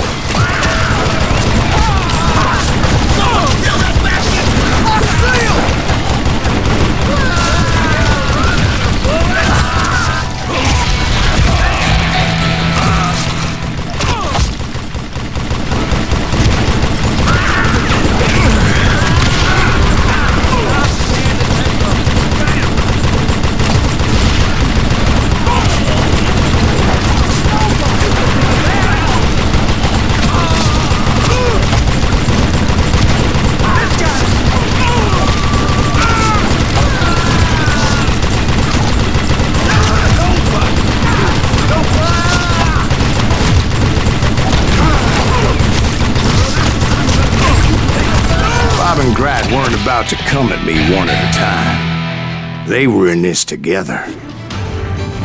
Two brothers side by side, determined to take me down. Confident that this time the odds were on their side.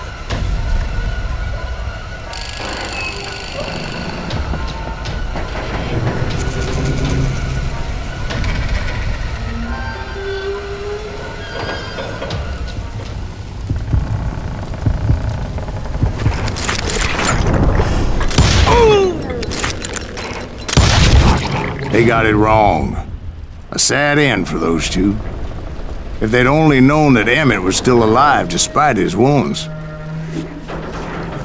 Paroled 14 years later, he moved to California and sold real estate and lived off the legend of that fateful day. And the tragic death of his two brothers.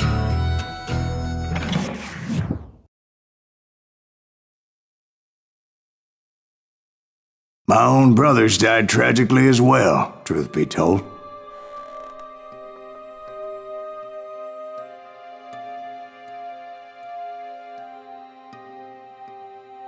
It was 1868, and me and my older brothers were pulling a tidy profit running cattle into Juarez, Mexico.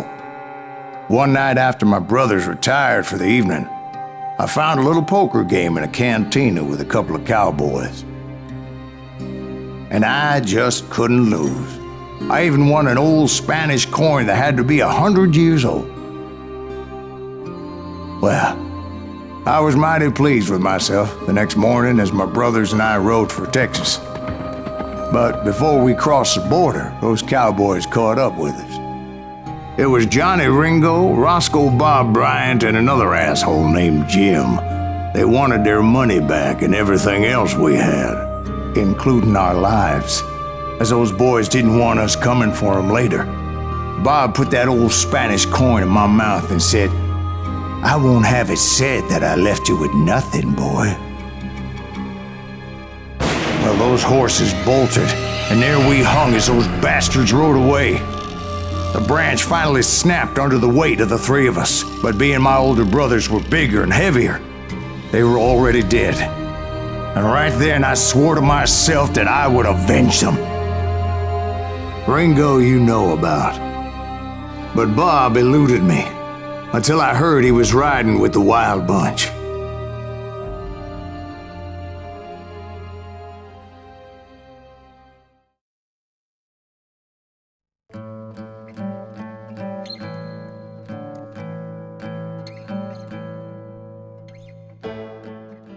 I'd been on their trail for months, ever since they left their hideout in the Bighorn Mountains.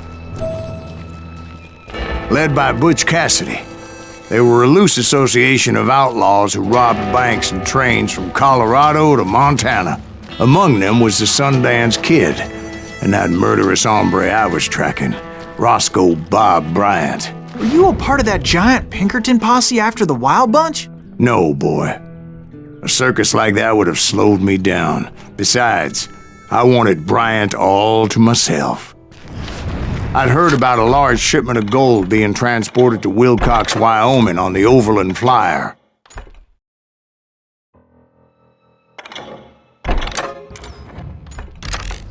I figured the Wild Bunch would likely hit such a treasure, and by God, I figured right.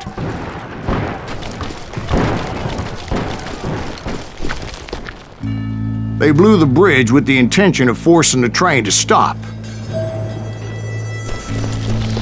Well, I assumed the Wild Bunch was likely in the still intact part of the train high above. I was determined to make that sumbitch Bob pay for what he did to my brothers.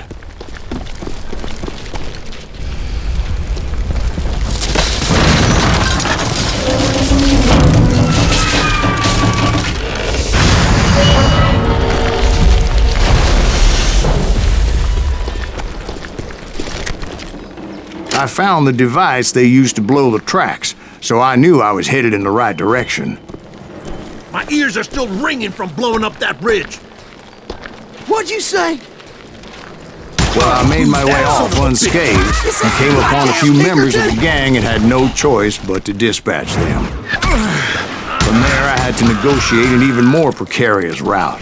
But first, I would need to get my ass out of there.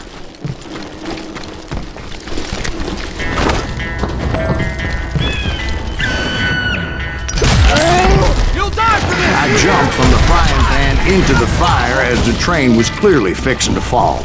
I had found the gang, but in order to find old Bob, I needed to fight my way forward past a whole passel of desperados. God damn! Outside, inside, any way I could, I made my way towards my prey. Well, what about the passengers? It was mostly a freight train, as I recall. There were no passengers aboard that day.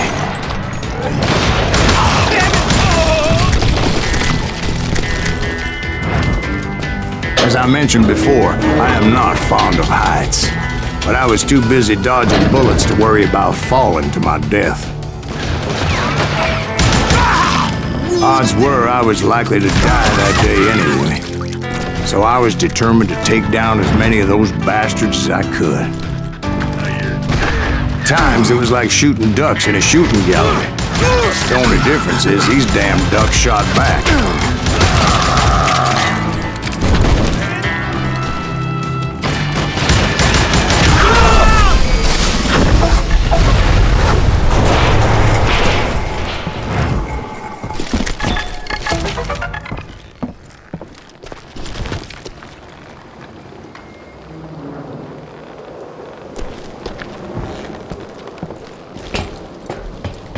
I kept hoping the law would show up and give me a hand. You mean like that giant Pinkerton posse that I read about? Did they come riding in, guns a-blazing to help?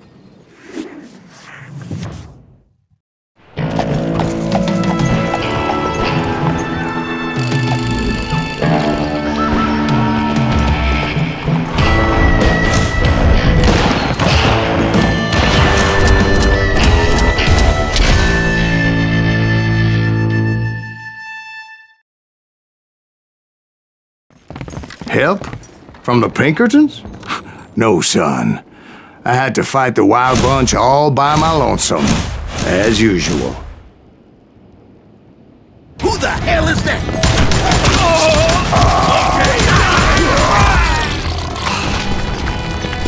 Jumper! Retreat! Retreat! He's killing everybody! He'll kill us all! Run! What you like?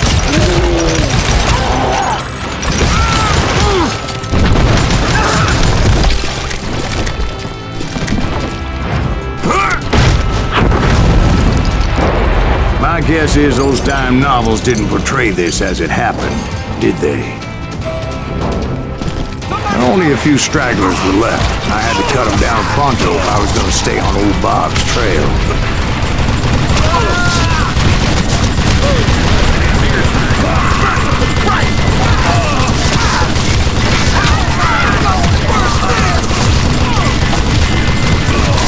If you want to live, You ain't seen the likes of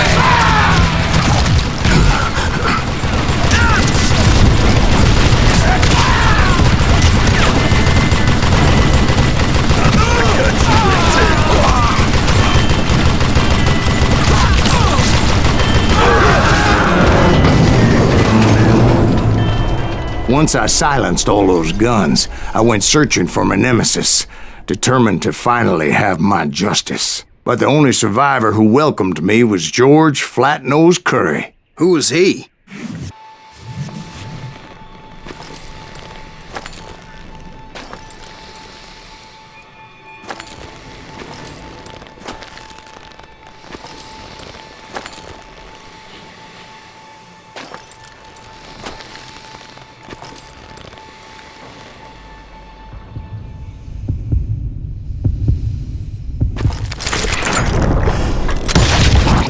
On that very same day, Butch Cassidy and the Sundance Kid decided to leave the Wild Bunch behind and decamped for South America.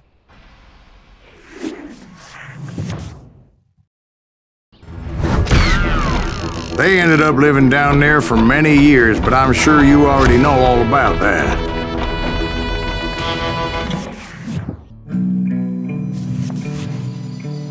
I tried to find Bob Bryant, but it was as if he'd disappeared. Sometime later, I heard the Wild Bunch was back together. Kid Curry escaped from jail, and now he was running the whole shebang. So I took to their trail, as I was still in pursuit of my brother's killer and hoped that he was back with him.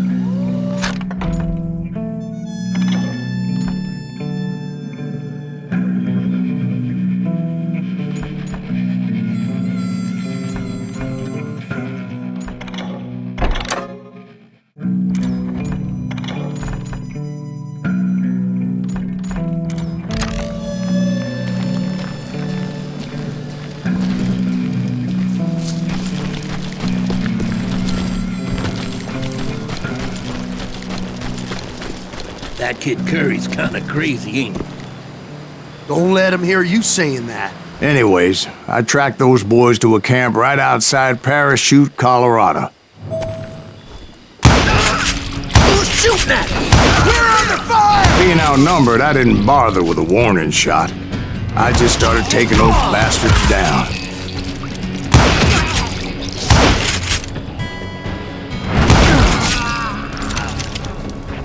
Old Bob wasn't among them, and neither was Kid Curry. I could sense him close by, however, plotting something nasty. I just needed a clue as to their whereabouts.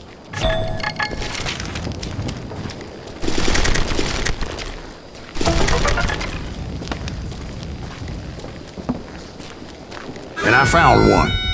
A map with their bold plan clearly marked. This time they were fixing to blow up a train trestle. Property of the Union Pacific.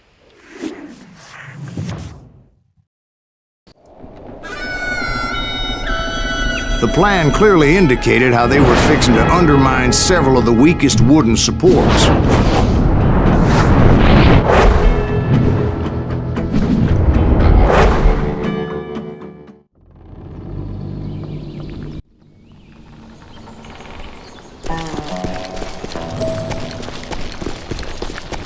Kid Curry was considered the wildest of the Wild Bunch. It was said that he fathered 85 bastard children, though some say it was only 5. Kid Curry had bragged to a whore how he was gonna rob a train heading to the U.S. Mint in Denver. And that whore, Fat Sally, she told me. The bridge was rigged with dynamite, so I decided I'd best be careful confronting those bastards.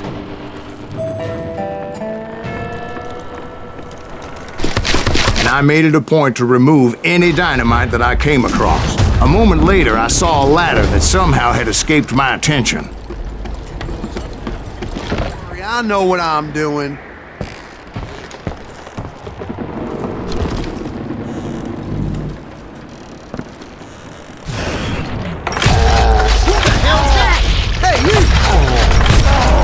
But the Wild Bunch did not take kindly to my presence and attempted to blow my head off. It appeared the kid had found a number of new recruits to bolster their ranks. What happened next? Well, having removed the first bundle of dynamite, I decided I might as well remove the other one. Once that was done, I figured I'd find my way from there.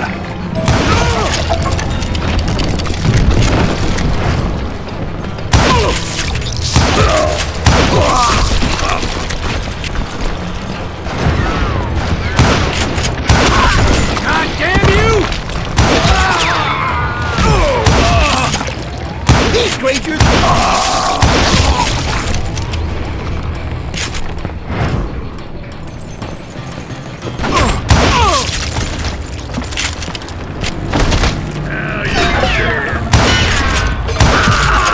So, what happened then?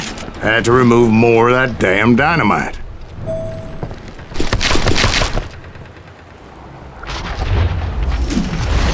It must have been terrifying trying to make your way across. I was sweating it a bit, but then I noticed a footbridge tied up on high, so I shot the rope.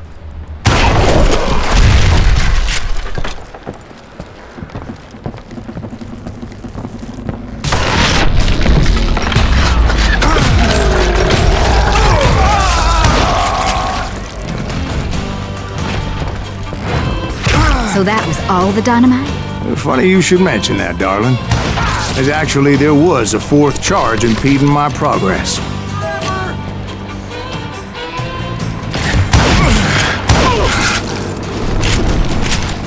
Once I removed it, my path was pretty clear.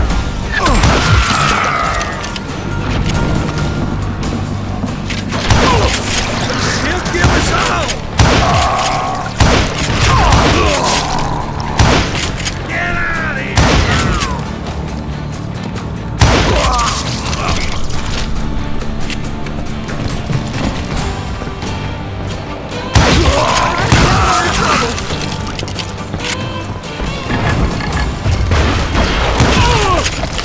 So I proceeded onward and realized that that way just wasn't gonna work.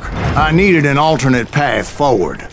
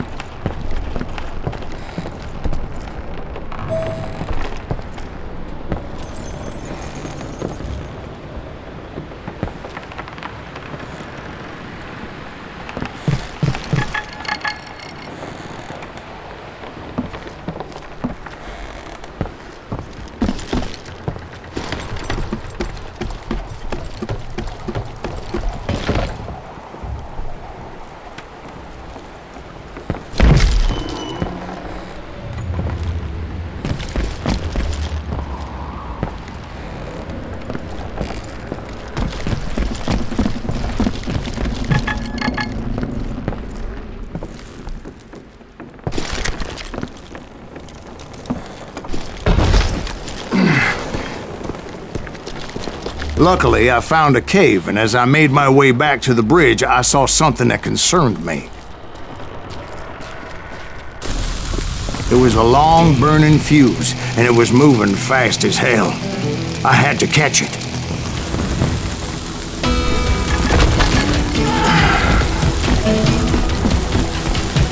The burning fuse was so damn quick, I had to run like the wind. I almost had it, but no. Thought I was gonna have a coronary when I lost sight of those sparks. My heart was pounding like a sledgehammer. I knew that failure meant boom. Then, finally, at the last moment. Whew. Of course, I was successful, or clearly I wouldn't be talking to you folks here today. Naturally, I removed the last dynamite charge. Well, it was a touching reunion. But by this time, I was thoroughly exhausted and dragging my ass as I was not a young man anymore.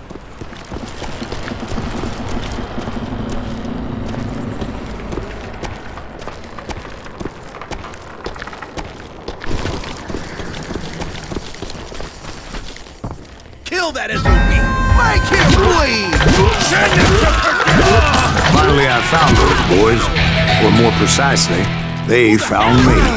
This crazy you ask me! Nuttier than a damn fruit cake!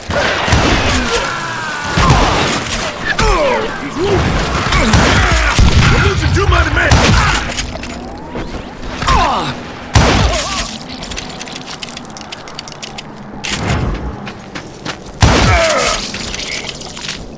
Come out, you yellow bastard! Just when I thought things couldn't get worse, Kid Curry opened up on me with a goddamn Gatling gun. It was hidden in this tunnel and pretty well shielded.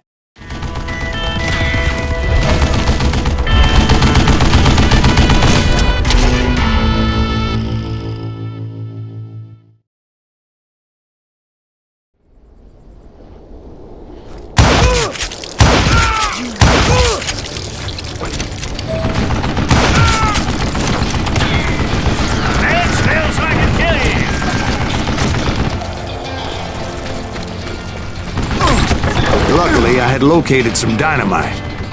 I still, however, had my work cut out for me. Ever make. Are you kidding me?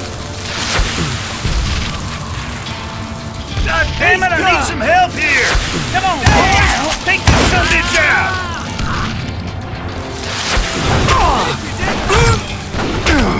It's not fair!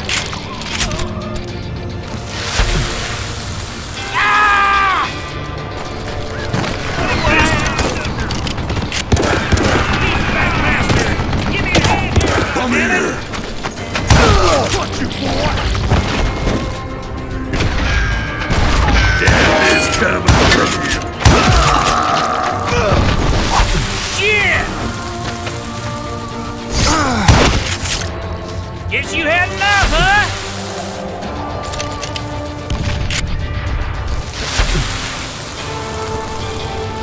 Eventually, I brought that tunnel down.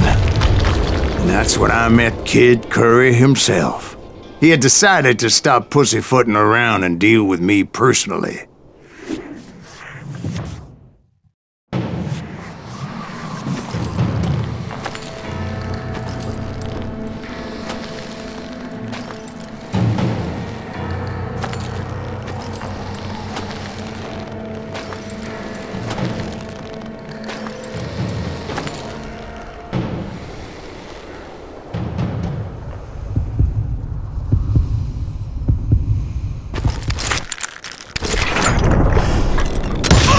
Fast as he was, I was just a bit faster. And as he lay wounded, I demanded to know the whereabouts of Roscoe Bob Bryant. He shouted at me, "Is that what this is about? Bob went with Butch and Sundance to South America. You ain't never finding him."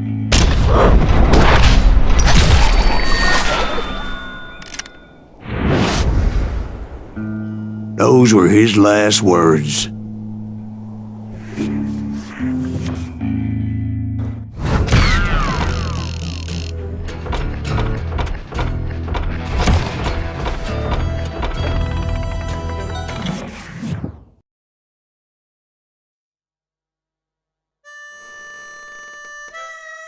So, Bob Bryant got away? I knew I'd never find him in South America. What about the other killer? Yeah, you kinda glossed over that one. Well, I found Jim not long after my showdown with Ringo. At the time, he was riding with the James Younger gang. Did I neglect to mention that?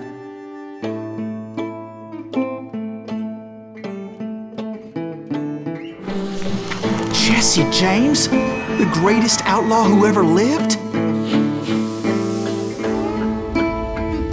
Jesse and his kin rode with Quantrill when he raided Lawrence, Kansas, and killed near 200 people, boy. Nothing great about that. And from there, him and his brother went on to rob banks and trains from Kansas to Missouri. Which is why there was such a rich bounty on their heads. 40 grand for both of them, dead or alive. That's one hell of a payday.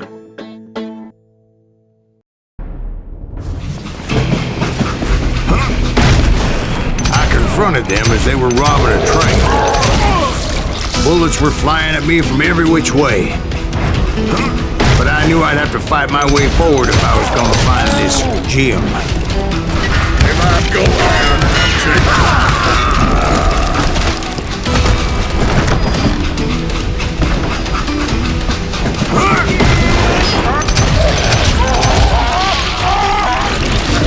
Now wait a second. How'd they stop this train in the first place? Well, the James boys were experts at this.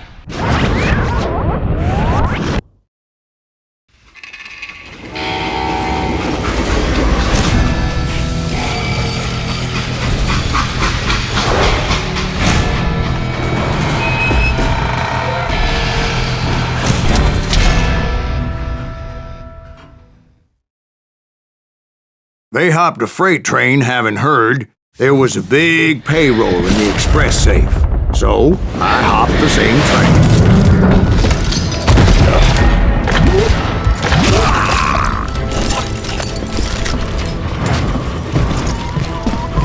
The James Younger gang was decimated after that little fiasco they had in Northfield, Minnesota.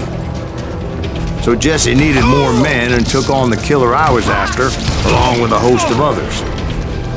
I was hoping to find my man and put a bullet in his head.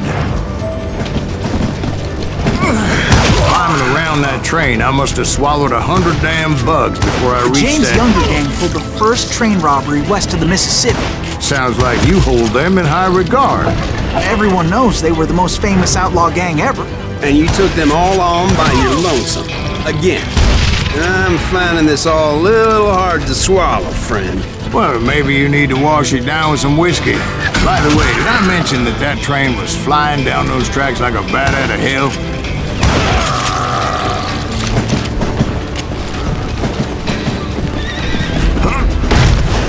Anyway, excuse me, Ben. Where would I find the gentleman's facilities? Suddenly I have an urgent need to drain my one-eyed snake.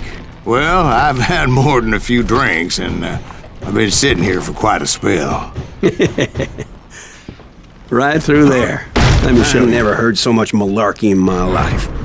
You think he's bullshitting us? You don't think he's Silas Greaves? I think he's just some old drunk looking for some free liquor.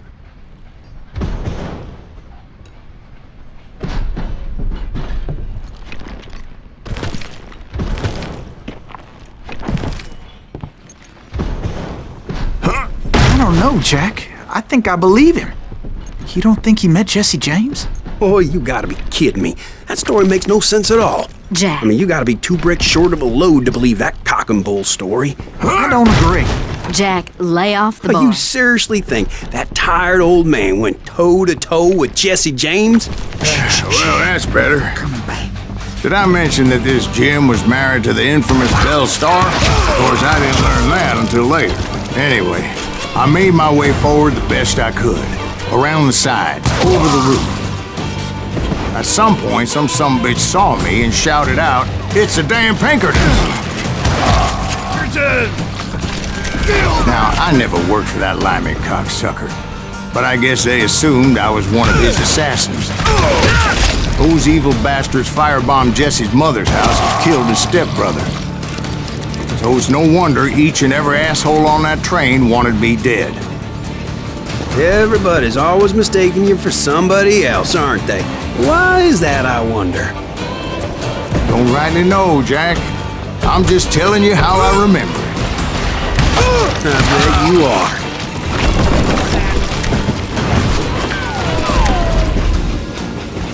You can't fight James, gang! I came across a flat car piled high with logs and had to come up with a creative way to make my way forward.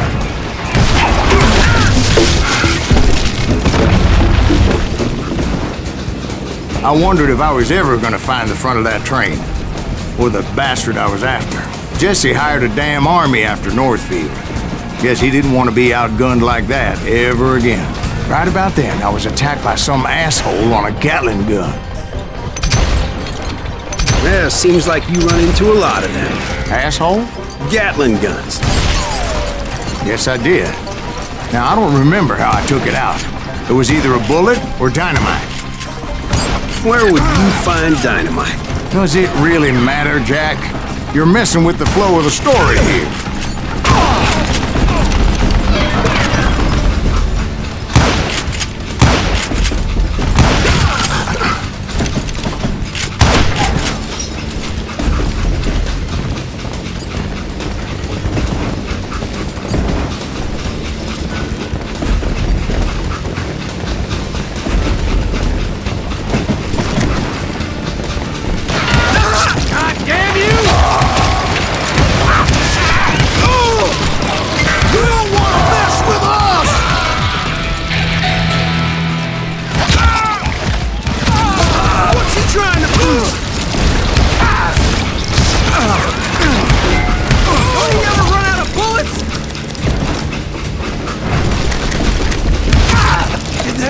I was looking for Jim and shooting any son of a bitch stupid enough to get in my way. And that included Jesse James himself.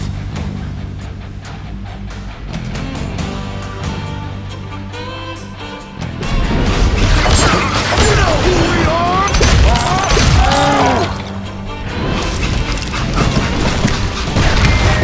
You're gonna have There sure were a lot of men determined to die that day.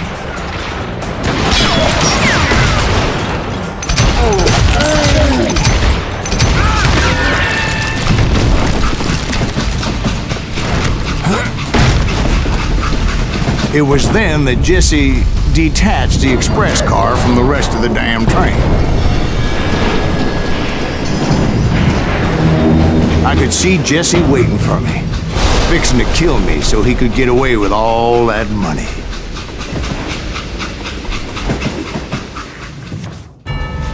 You had a showdown with Jesse James? Of course he didn't. Everybody knows that Jesse was killed by Bob Ford. Yeah, Jesse went out like John Wesley Hardin. Coward shot him in the back of the head. Guess it doesn't matter how far you run, does it, Ben? Your past always catches up with you.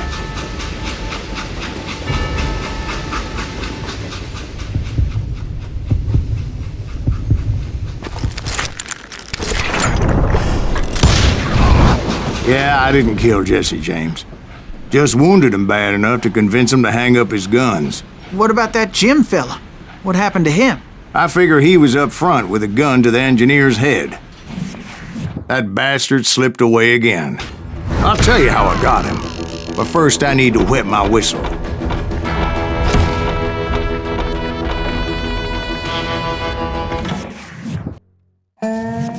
After my showdown with Jesse, I continued to track his brother, Frank, and that son of a bitch, Jim.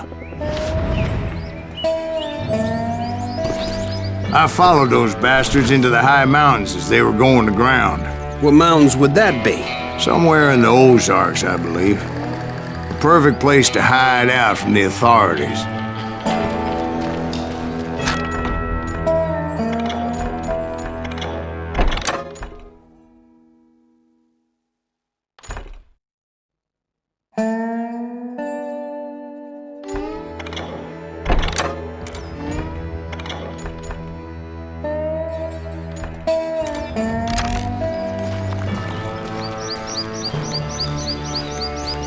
In fact, before I could find them, some Indians who fled the Reds and were hiding out from the military found me first. They probably thought I was a cavalry scout and didn't want me telling the military where they were.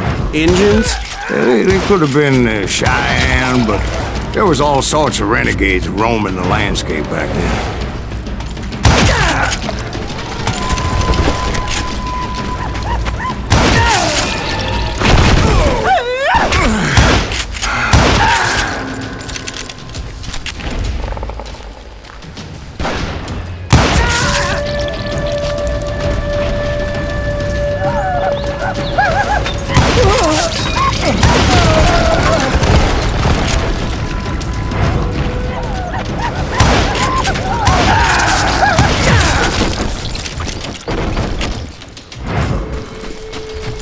Hey, how about another whiskey, Ben? Nothing better to soothe the troubled soul.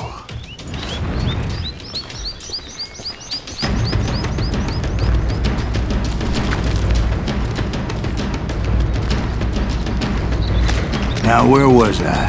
Indians, right. I had more than my share of run-ins with the red man. Like that time.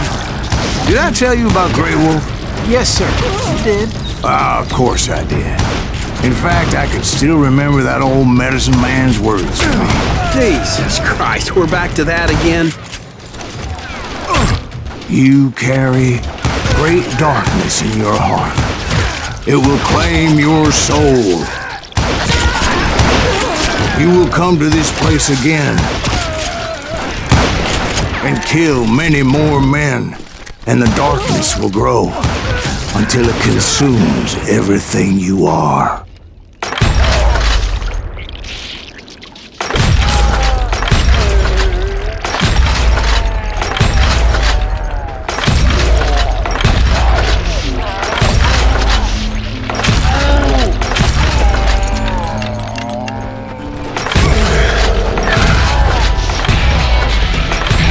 Did you ever find it? Who? The man you are after. Let me ask you something, Ben. You ever think about death? Mr. Greaves, are you all right? Oh, death. Oh, death. Won't you spare me over till another year? What is this that I can't see with ice cold hands taking hold of me? Well, I am death, none can excel. I'll open the door to heaven or hell. Oh, death, won't you spare me over till another year? Oh, death, someone would pray, could you wait to call me another day? Oh, death. Oh, death, won't you spare me over till another year? So are you going to answer the question? What question is that? Jim Reed. Did you ever find it? Reed was indeed that son-bitch's surname. That's right, Ben. A despicable character. I remember him laughing like a hyena that cold morning they lynched me and my brothers. He was intent on avoiding my vengeance, but nothing was gonna stop me. Nothing.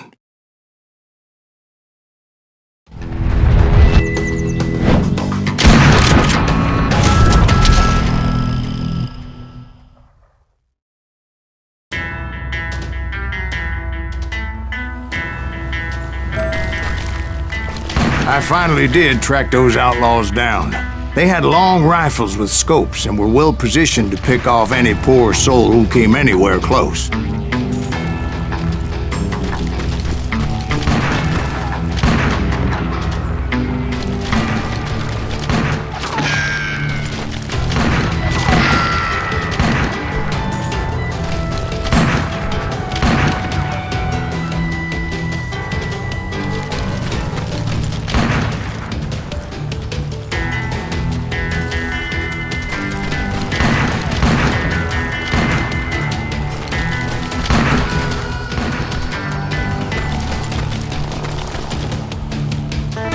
I'm guessing Frank James believed I was responsible for the demise of his brother Jesse. I couldn't really disagree with the man, as I thought Jesse was dead then as well. He backed off as I closed in on him, but he was still intent on killing me. And when I closed in on him again, he backed off again, looking for a better angle on me.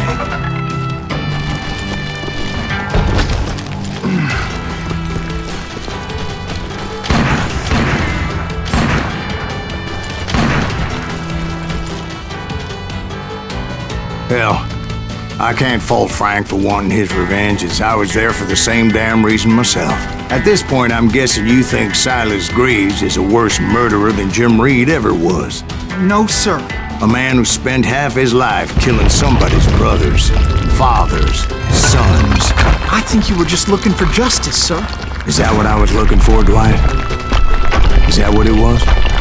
Justice? Isn't that why you were hunting the James gang? The James gang. Right. I finally found Frank holed up in his mountain cabin, and he was determined to have me dead. It was a pitched battle that could have gone either way. Luckily, I had some dynamite in my possession. Dynamite? On your person? A few sticks, just in case. It's always good to be prepared. Right. I'm just laying out the facts as I remember them, Jack. Oh, take him out! He's just one man!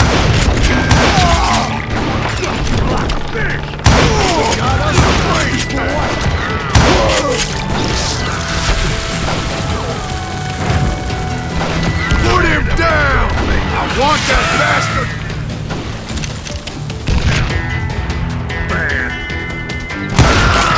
Come on, he's only one man! You ain't seen the likes of me.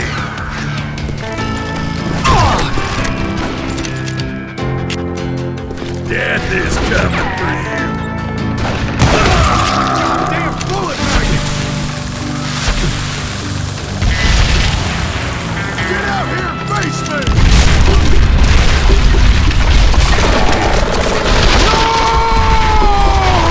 That old shack?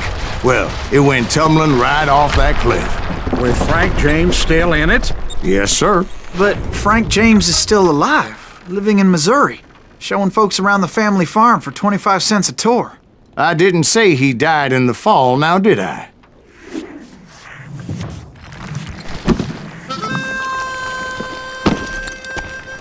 I'm done with this damnable outlaw life! Kill me, don't kill me, do what you will! At this point, I just don't give a shit! I explained to Frank that I had nothing against him personally and that I was looking for someone else. You want Reed? Have at him! I never did like that bastard! I am done here! We parted in peace as Frank pointed out the path to my prey before making his way back down the hill.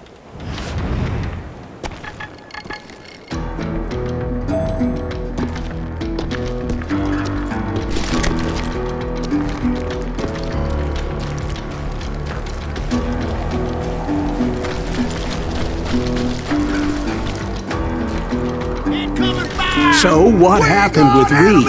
Well, I finally found the last of the gang hiding in a nearby cave. First, I had to dispatch the lookouts. But I was determined not to let that murderer escape my revenge again. But rather than wander in willy-nilly, I decided it would be better to smoke that sumbitch out. "Hey, Reed!" I shouted. "No wonder you're so ornery. Can't be easy being married to Belle Starr. While you're off providing for the family, she's spreading her legs for every Tom, Dick, and Cole Younger. Not an attractive woman exactly, but very friendly. At least she was to me." Son of a bitch! It was then that the last bunch of bandits jumped out of hiding. Why won't this asshole give up? Would someone please kill him?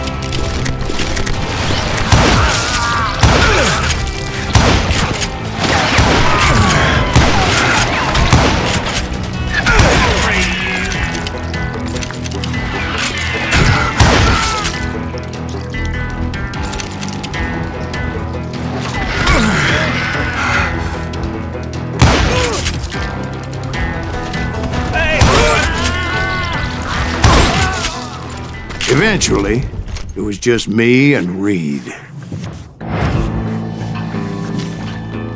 I had waited a long time to face him down, so I could repay him for what he did to my brothers.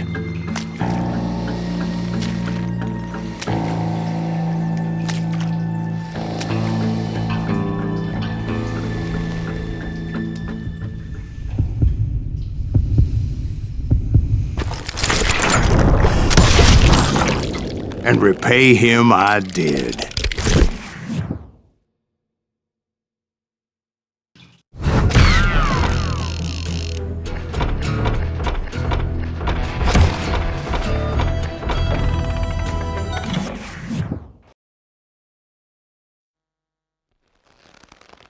Well, I don't know about you boys, but I'm pretty beat. Well, it's too damn bad you never found that Bob character. Seems a shame you never had to pay. Well, funny thing about that, I did have one more chance at him.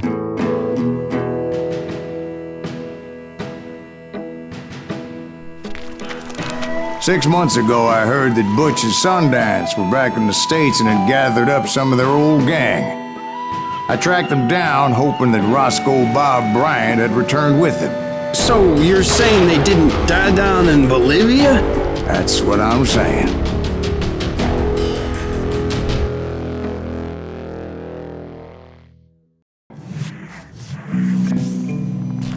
For 40 years I had waited to get my hands on the last of my brother's killers. Not even an army of demons could have stopped me now.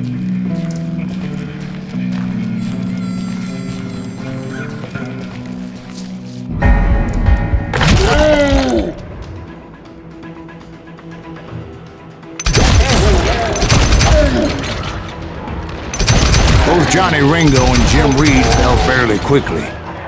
But the last one, Roscoe Bob Bryant, that son of a bitch had managed to escape my vengeance time and time again.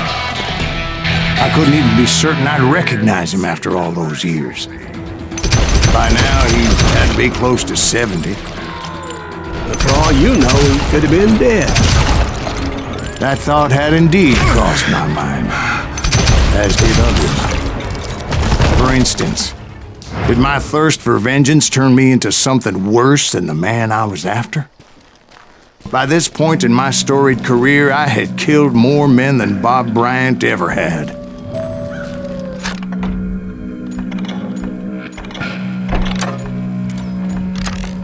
I was furious as hell at that bastard for making me who I am. A man with no family, no friends, no purpose except shooting Bob Bryant dead.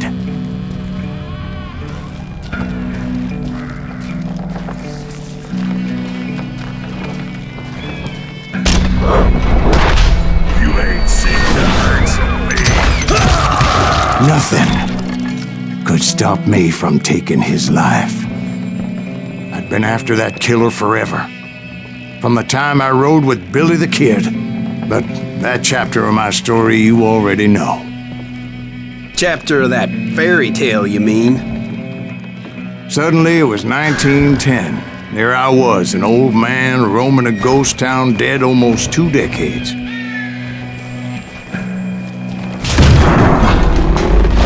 town was falling apart, just like me.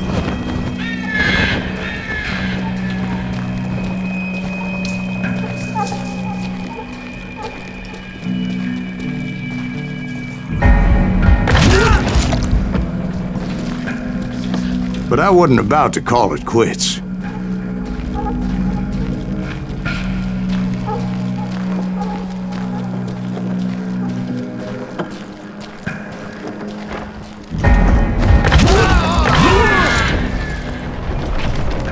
Even though the ghosts of my dead brothers were begging me to end what I started so long ago. Mr. Greaves, are you all right? Would you like some water? The Wild Bunch knew I was there. They were after a treasure they had hidden before they fled, buried in the grave of a dead amigo. Some folks think the town is haunted, so they figured there wouldn't be many people poking around.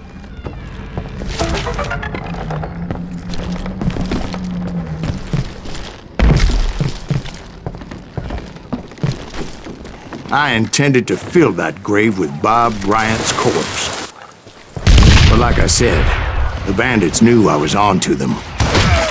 They lured me in and hit me with everything they had.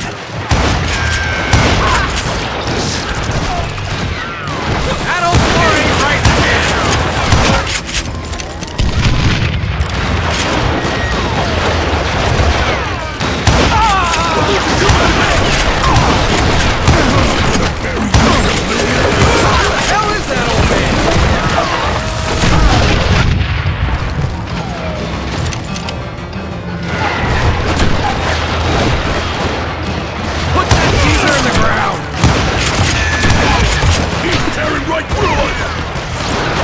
But you obviously prevailed since you're sitting here telling us today.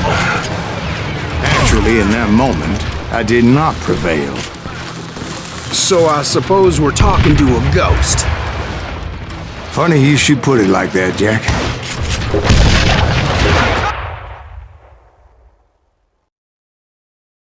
Because when I woke up... From the dead? There was silence all around me. I could swear to God I saw Billy then. Billy who? Billy the kid. William Bonney. He was shooting at me from a rooftop. Here and there, and even over there. So I am right. You are touched in the head. Mr. Greaves, perhaps we should switch you to coffee? You see that old Indian again, too? No, but I did see Billy's killer. Patrick Floyd Garrett. He came at me guns a-blazing. But I knew that old war horse had died 2 years before. I wondered if maybe I was dead too and confronting the ghosts of my past. Perhaps all my sins were coming back to haunt me and drag me down to perdition.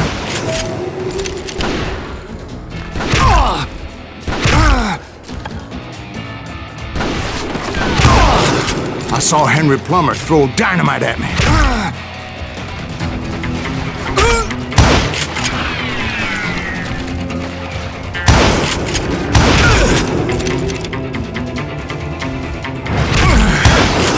But in the gates of the cemetery, I saw John Wesley Hardin, just like I remembered him.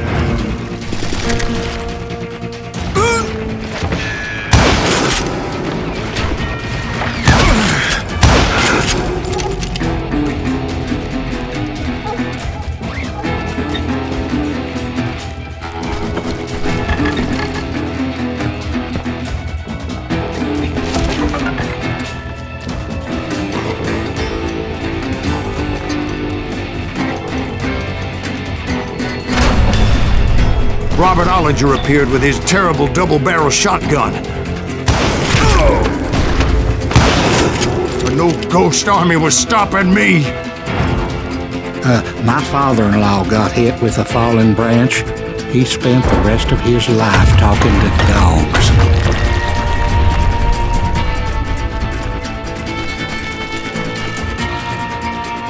Newman Hayes Clanton, William Brocious, John Peters Ringo, they all wanted me dead.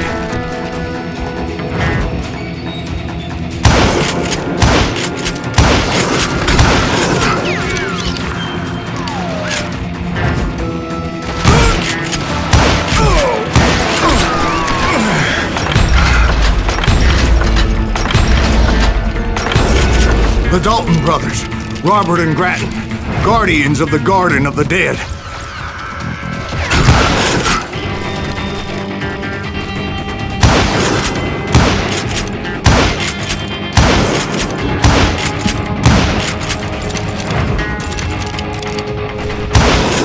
George Curry and Harvey Logan, alias Kid Curry, both thirsty for vengeance from the great beyond.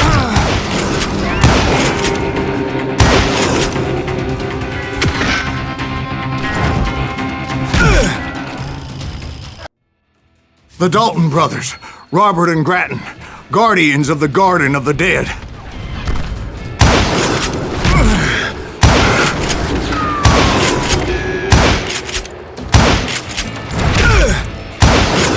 George Curry and Harvey Logan, alias Kid Curry, both thirsty for vengeance from the great beyond.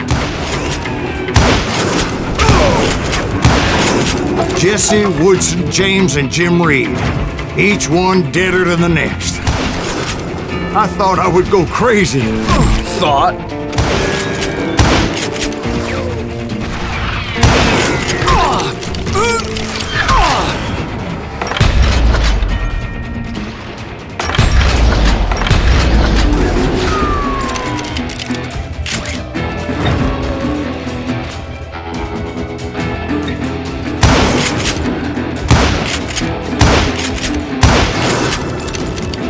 Finally, I saw Harry Alonzo Longabaugh. The Sundance Kid? Like a general leading his legion of the dead. You told us before that you'd seen him alive. He was alive.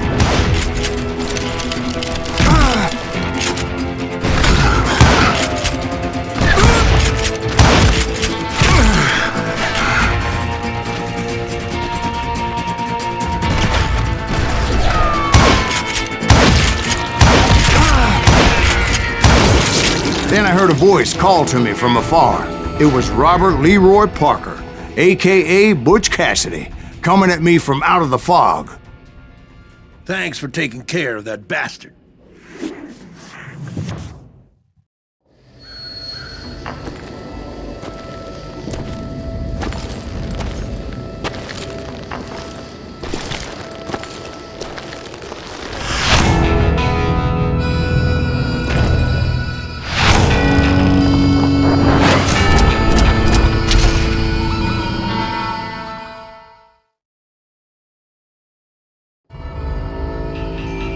But the kid wasn't quite deceased.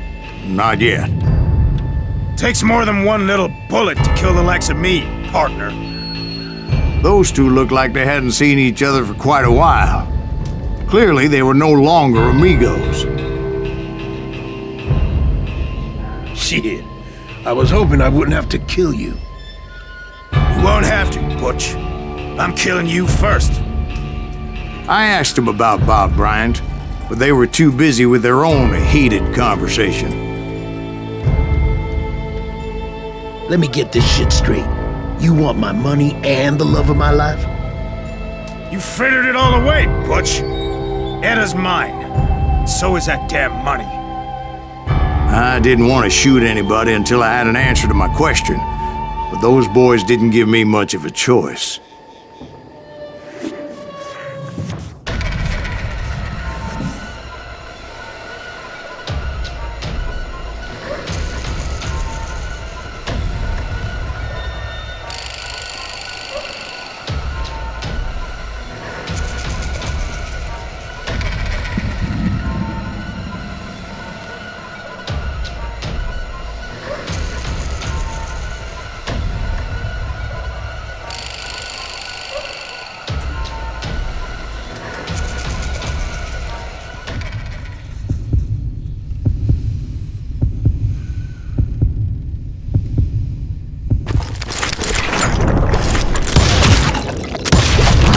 Butch Cassidy and the Sundance Kid died there in that cemetery not 6 months ago.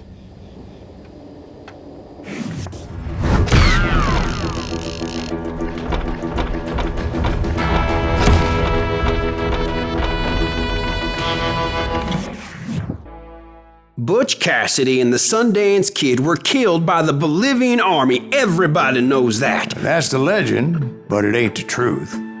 So, you never found Bob? There is no Bob. This old sumbitch ain't even Silas Greaves.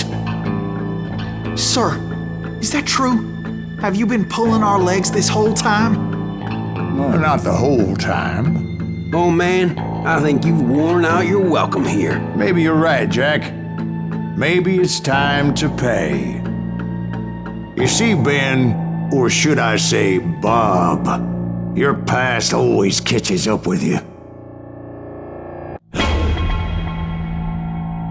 I was a different man back then, crazy. Drinking, I've changed my ways, I swear to you. If I could turn back the clock, But you can't, Bob.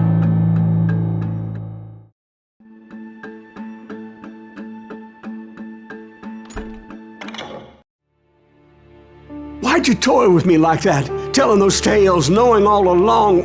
Why not just lay your cards on the table? Wanted to suss you out, Bob. See what kind of man you turned out to be. Maybe prod you into drawing on me. See, all those years on your trail turned me into a killer. Can't even remember who I was before you tried to murder me. You, on the other hand, walked that very same path in exactly the opposite direction. What do you mean by that? You think your life is worth sparing, Bob? Boy, what's your name again? It's Eisenhower, sir. Dwight Eisenhower. What do you plan to do with your life, Dwight Eisenhower? Tomorrow I'll be leaving for West Point, sir. So, you want to be a soldier? Well, then do it right, son. Don't tear down the world out of anger and spite like I did. You build it up. You do something decent with your life, you hear me? Sir? Yes, sir.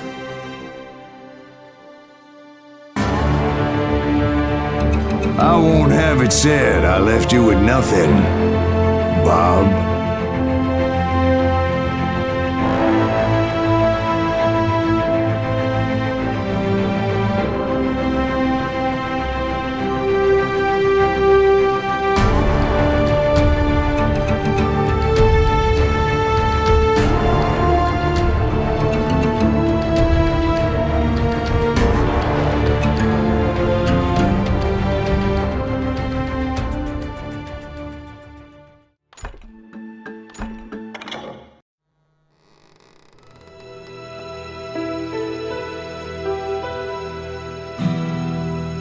Why'd you toy with me like that? Telling those tales, knowing all along. Why not just lay your cards on the table? Here. I won't have it said that I left you with nothing. That's how you want it? So be it. Dwight, Molly, move against that wall. Go!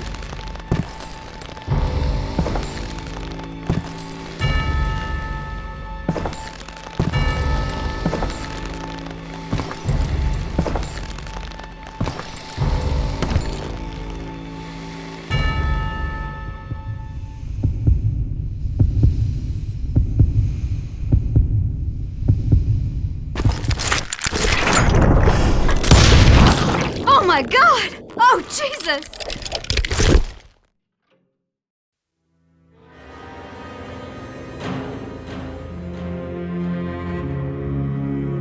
Did you know it was him all along? Cassidy told me Bob was in Abilene before he died. But I wasn't sure Ben was my man until he revealed how much he knew about Ringo and Reed.